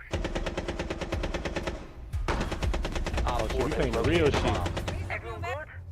Alright, let's get cracking. Let's get the cracking. Uh-oh. I don't know where they're coming from. I forgot how to play this game. Oh shit. Okay, they're coming over here. Over here. They're coming this way.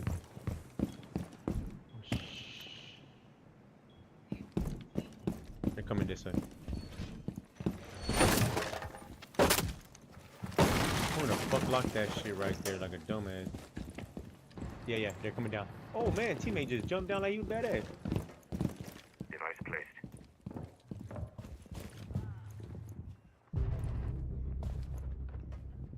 Device activated.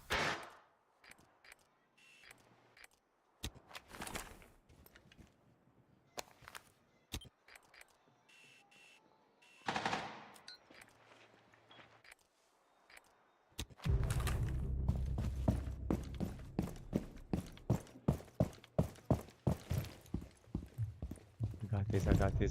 I got this. I got this.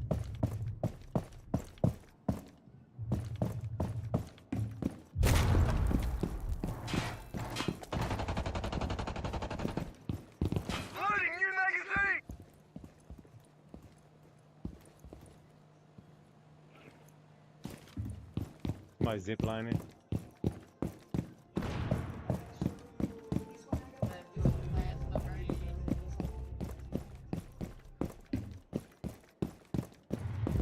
Op 4, last stop standing.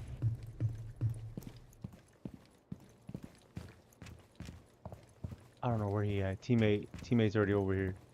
He should be over here then. I heard him zip line over here. I heard him zip lining right here.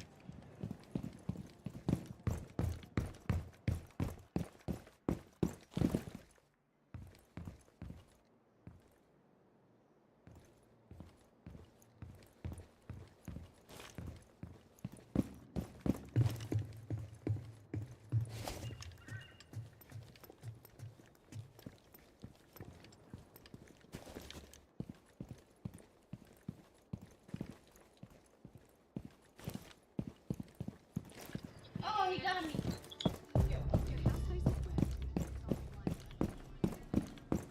He got you. Window. Yeah, I know where he's at. Window. I know where he's at.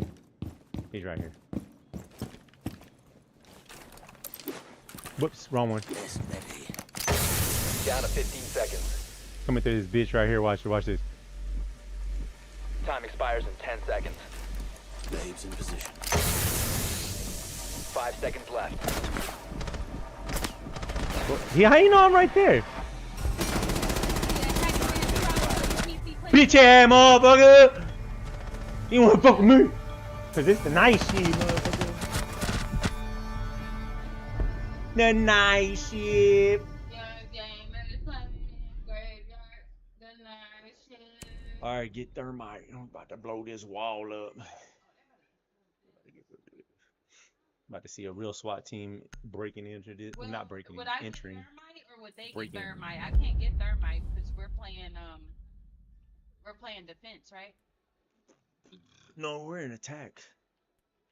I just see. Oh, okay, we are in defense. What the fuck? Oh, okay, we're selecting. Damn, I picked Thatcher. Son of a bitch.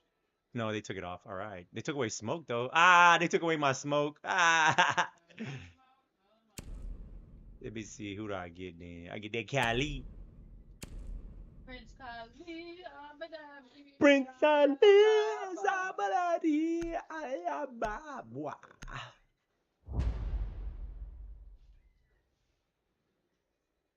Alright,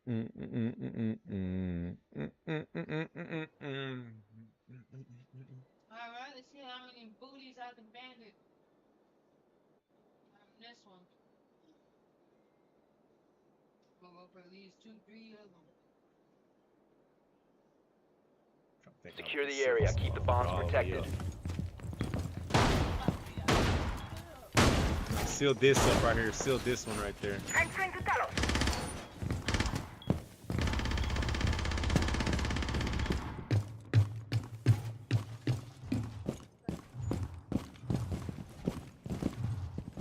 Op 4 has located a bomb. Be ready for assault.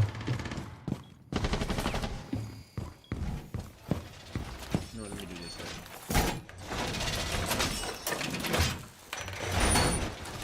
10 seconds remaining. 5 seconds to insertion. Bomb located by Op 4. Oh no. Swapping.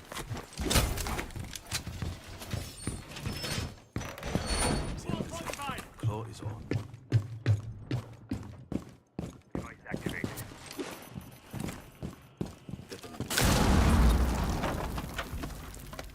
Device positioned. She's the best teammate.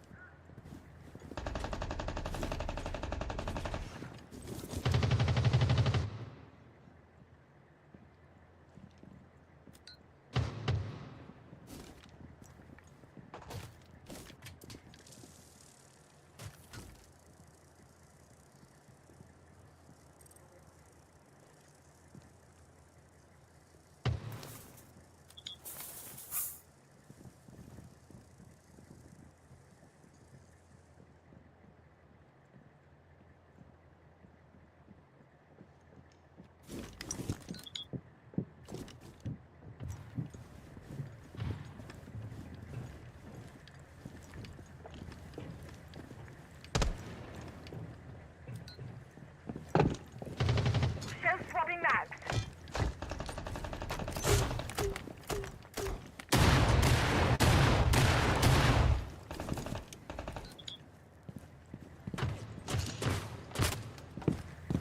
You have been spotted by hostiles. Fall back. Here comes tunnel. Fuck you, motherfuckers. I ran out that bitch, yeah. Hey, you got a teammate though with his trash ass. What? Man. Man, that was some straight shooting, dude. As it has been since we've been playing crossplay. Yeah, so we've been playing on real, what you call it, the professional, what is it? Oh, that's what it is. Maybe because we're on rank that it won't let us go to crossplay. You know what I'm saying? I guess ranked are like only crossplay. Yeah. Man, fuck, man, it's trash, dude. 15 seconds. God, good shit. 10 seconds to go. 5 seconds remaining. 1 op 4 remaining. You're out of time. Good shit, teammate.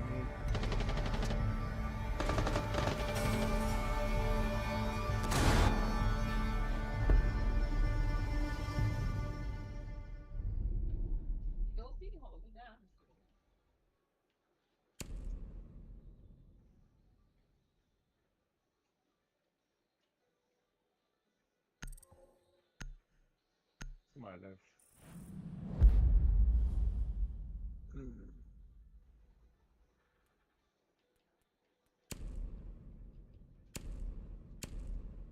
Two of our teammates left.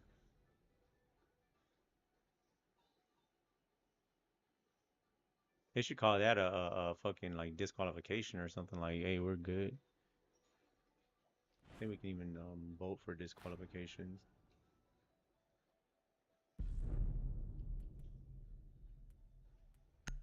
Yeah, right there, surrender. Yeah, can't do it yet. Yeah, surrender. For us? Yeah, we're gonna voluntary surrender.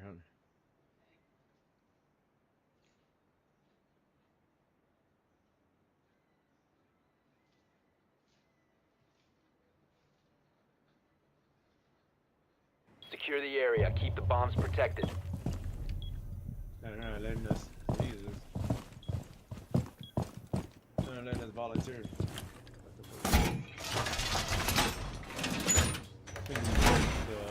The little button, it shows like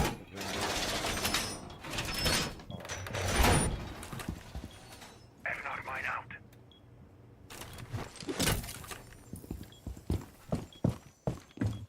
It's 3 of us. We gotta hold this shit. Damn.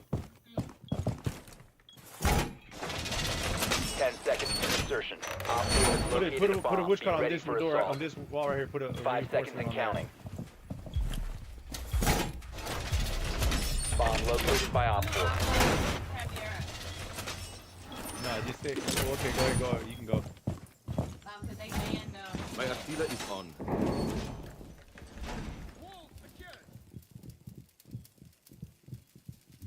they banned it.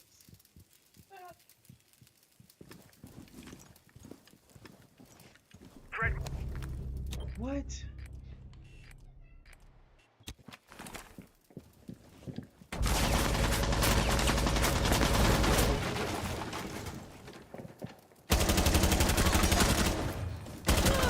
Swapping mags! Oh, what? He shot me before I even went around the wall. What? Let me see this shit, dude. What? Man, this. I hate the Op 4 is defusing a bomb. You need to disable their diffuser. Damn, look, you should have seen your body. It like fucking jumped.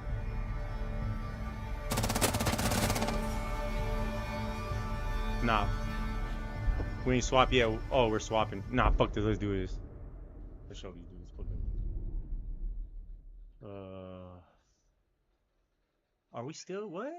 I thought we were attacking. Oh no, this is for them. Okay, this is for them. Sorry, it'll count. Yeah, this needs 1 vote. The most voted. Alright, get thermite. You don't blow these up.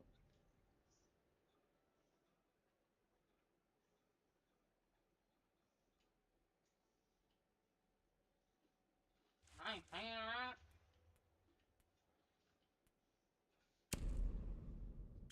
But the thermite this shit, and I ain't playing around. Oh no. I gotta go back. I gotta go where you're at.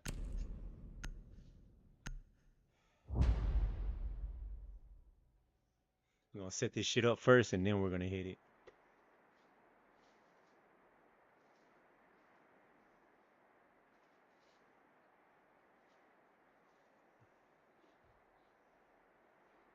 Just get your camera in there and hide it somewheres. We need to locate a bomb. It's gonna be right here.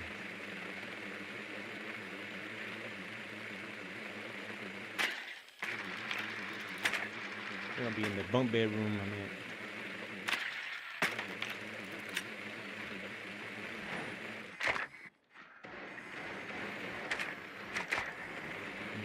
than sitting in a spot where like this here. Just go hydrate somewhere else. 10 seconds before insertion. Keep my shit on the eye on the 5 seconds before insertion. shooting, you know what I'm talking about, like Your mission is to locate and defuse a bomb.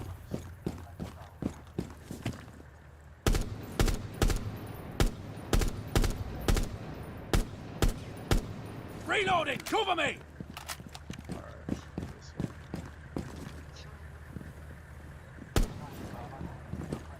Bomb has been located. Loading mag.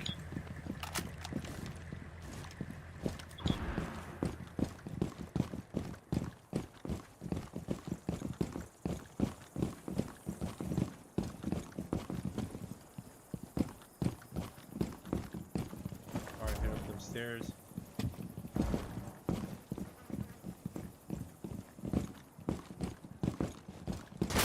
Oh, this motherfucker shot right at me when I passed by. Watch out. Enemy device nearby. Enemy devices. Alright, now use it. Watch it. Now put it, now put it. Detected.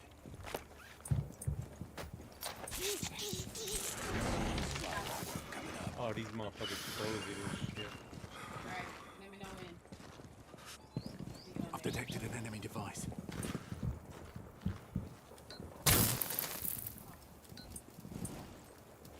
Alright, go on there and put it on. Put another one on there. Enemy devices out like the light. Put it on, put it on, put it on. Set it off, set it off, set it off, set it off, set it off. Yeah, I know, I'm just saying. Set it off, set it off, set it off. Hit that shit, hit that shit. Didn't work. What? It's froze.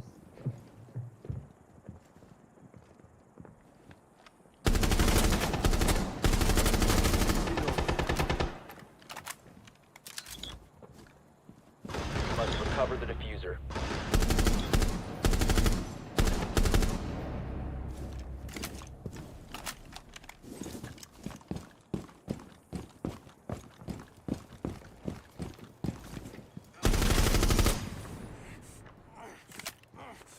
Stay focused on the mission.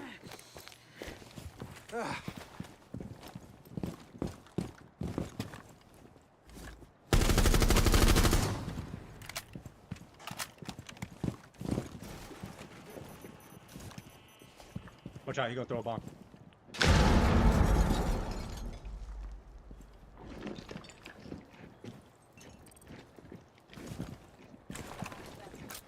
Claymore mine active. Drone is ready to go. 15 seconds remaining.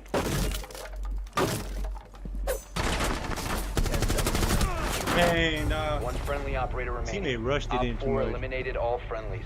Yeah, they had their team, they had it all set up.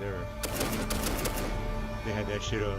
They had a frozen guy, they had an electrician guy, they're ready for, of course, for us three to be even trying to do something. Let me try something else. Who they use, that frozen dude? I'm trying to think, who's that frozen guy? Who's the one that does the frost? This guy. Yeah.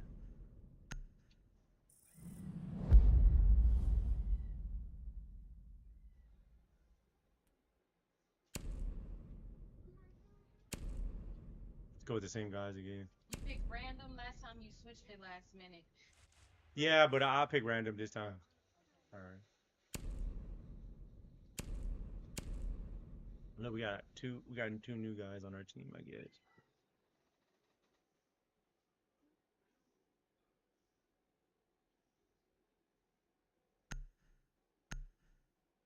Oh, we got one guy here. We did good though. This fucking, we're going against 5 dudes with there. You got prepared everything.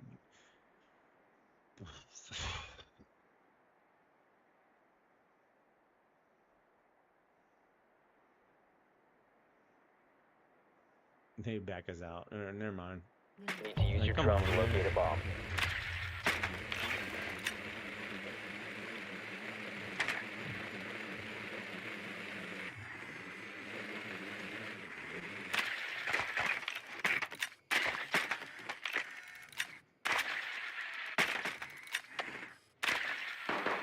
Your drone has found a bomb.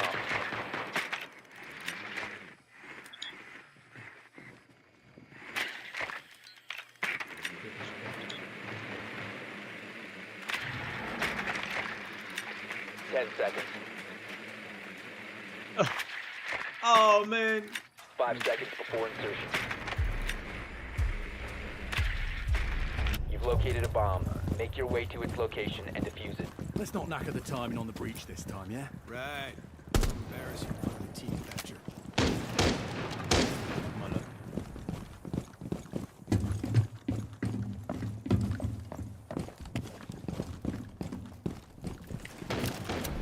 Reload! Device. I forgot how you do this. I think you gotta act like you're going to put it on. I mean, you gotta like actively put it on, and then right when you put it on, I shoot it, and then you activate it. Okay. All right, so just put it on, like. Enemy devices out like Some serious drywall work coming up. Now? Yeah. Take cover. What? How, man? Yeah. Go ahead. Enemy devices. Special Special charge. Stay clear. Hell yeah.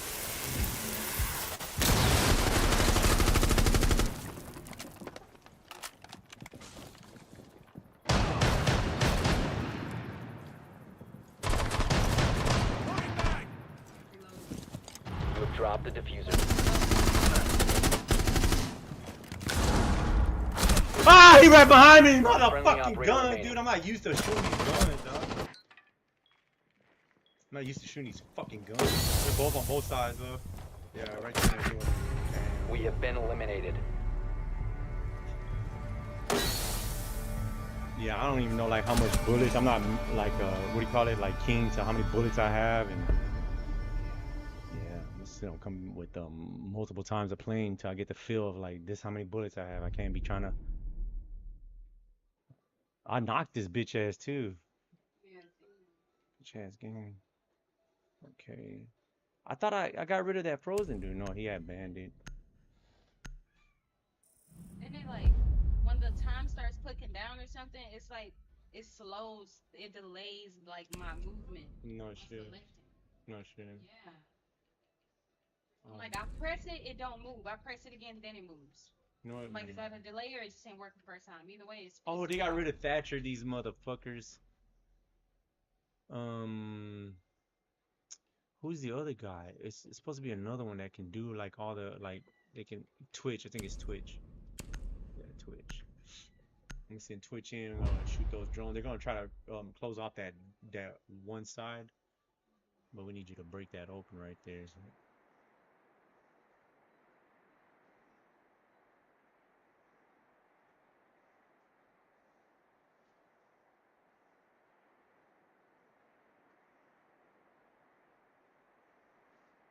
We need to locate a bomb.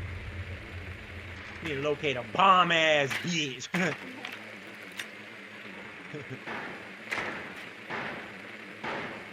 Drone has located a bomb. Okay, they're there. This wall. They're coming through here then.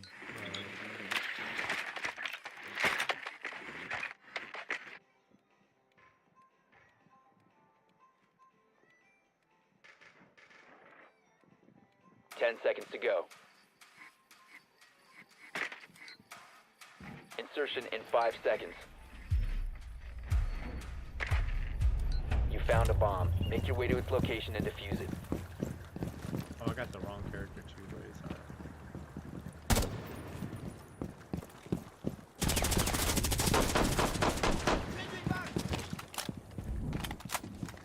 Alright, we're gonna go through that window, but make sure nobody's there. What the hell? What the hell?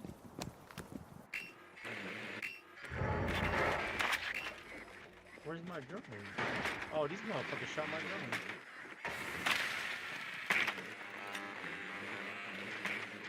Big brother's coming. There you go, there you go, there you go. Shoot. He tried to shoot me.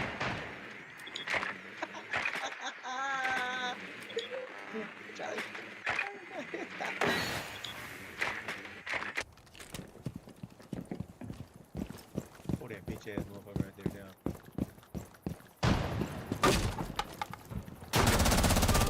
Got your bitch ass.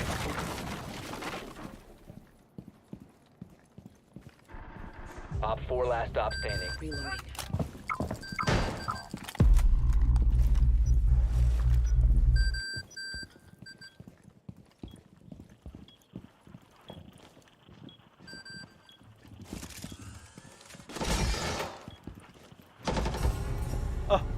Good shit, team.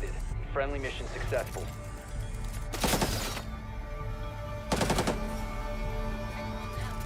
Ain't got shit when we got a real team.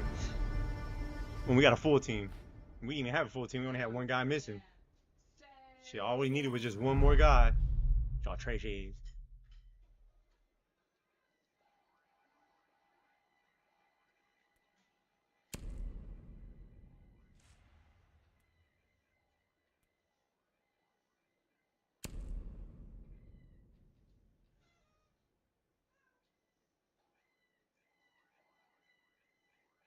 Hit you with that shotty.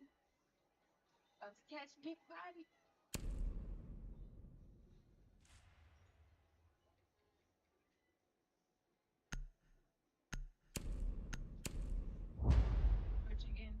Twitch? Yeah, because she has like a drone that can shoot these so if they put something on the barriers, the electricity, I can shoot at it because they took out the other two guys that do it easier. So Twitch is a little bit more harder because you gotta drive a drone in there.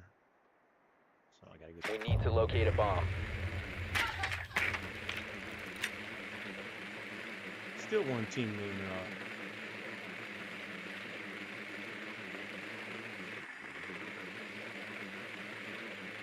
Yeah, they're in the room. They're in the back of the room. Yeah, they're way back here. No? Oh shit. What are they then? Upstairs? Oh, top floor. Well, who in the fuck do we got? 10 seconds to go. Are they upstairs? Oh, fuck? 5 seconds. Oh, because we're on overtime. A bomb must be located and defused. You have located a bomb.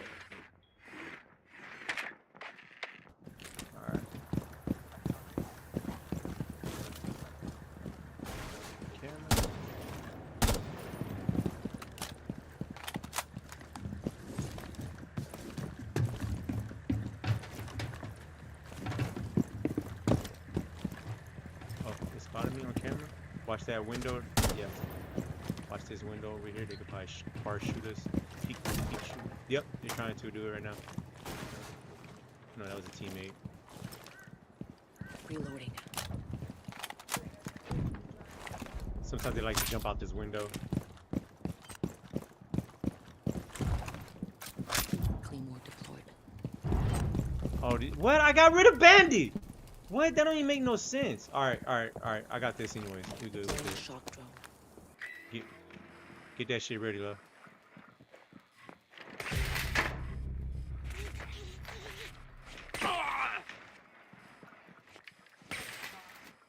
No.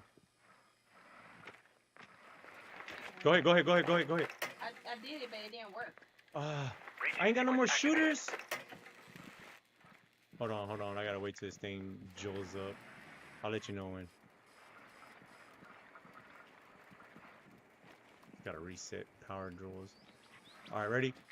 Go! Hit that shit. Well, I gotta put it on. Oh, you're good. Just go. Because I've been putting it on and it just keeps breaking. No. It's on the wrong side. Yeah, you're on the wrong side. Right here, look. See, he's not yeah, it's alright. Hit that other window up over there. That's another one. Alright, shoot that shit.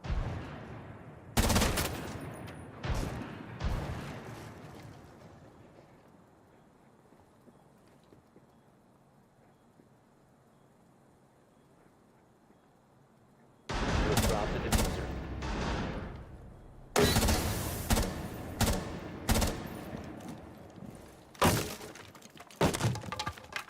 Watch out, he's in there with you, love. He's in there somewhere.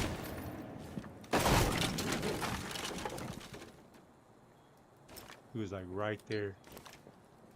Yeah, he's right there still. He's still right there. He's still right behind that wall. One friendly operator remains. 15 seconds. We have been eliminated. Ah, damn! Fuck you, dog. Look how straight his shots are.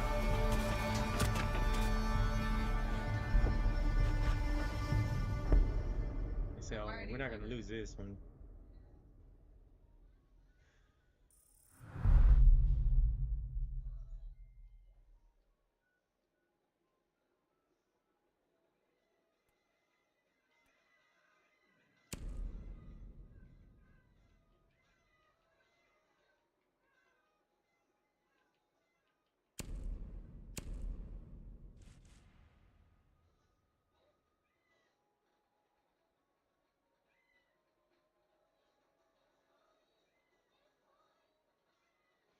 We ain't getting rid of nobody at Forget. We'll stop the from messing with the my electricity thing. Yeah. Yeah. They don't have a Thatcher block or nothing.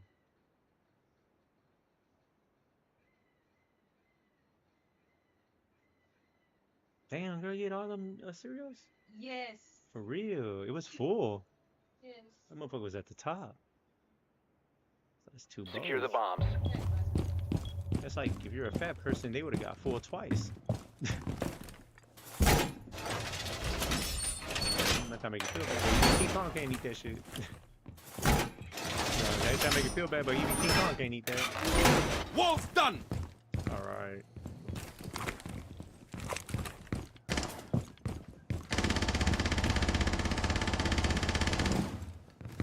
Activating jammer. Op 4 has located a bomb.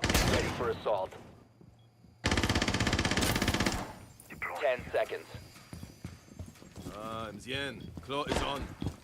5 seconds to insertion. Op 4 has located a bomb.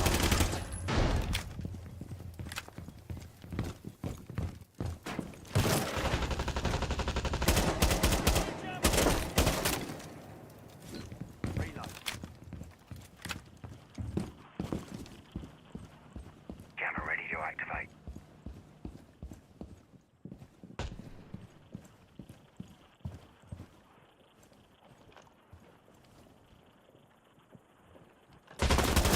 What?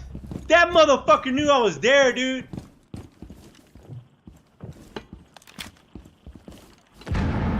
Oh, they bitches, dog.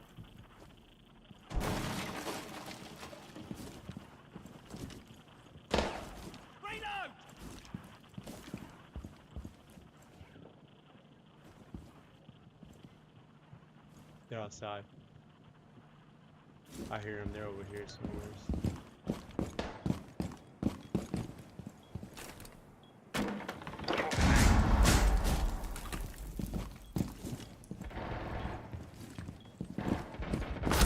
What? Dude, they're hacking. This dude's hacking, love. Look at it. Check this out. Look, look, look. Look at that. Oh, dude, this game is... Man, these games are trash, bro. That motherfucker hacked, dude. That's crazy. All this, and they were losing. They're like, nah, we're gonna win this. And then they... Just so they can become a gold and stay a whatever fucking rank they want to stay. Fucking lame-ass bitches, dog. Man, then you can't report them fast enough. Mission failed. All friendlies have been neutralized. That motherfucker was cheating, though. Yeah, do it, please. I'm over trying to do it that shit. You're fucking trash. Yeah, they're fucking trash ass fucking.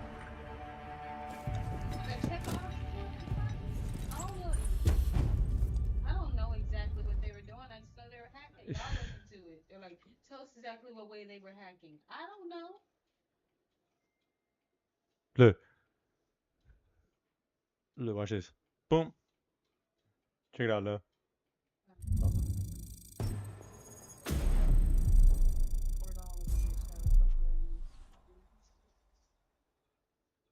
I sealed that window up. Somebody had broke it. I sealed it up. Went this way. Okay, okay, go this way. You pass by, boom, got me. Watch this, look. Look.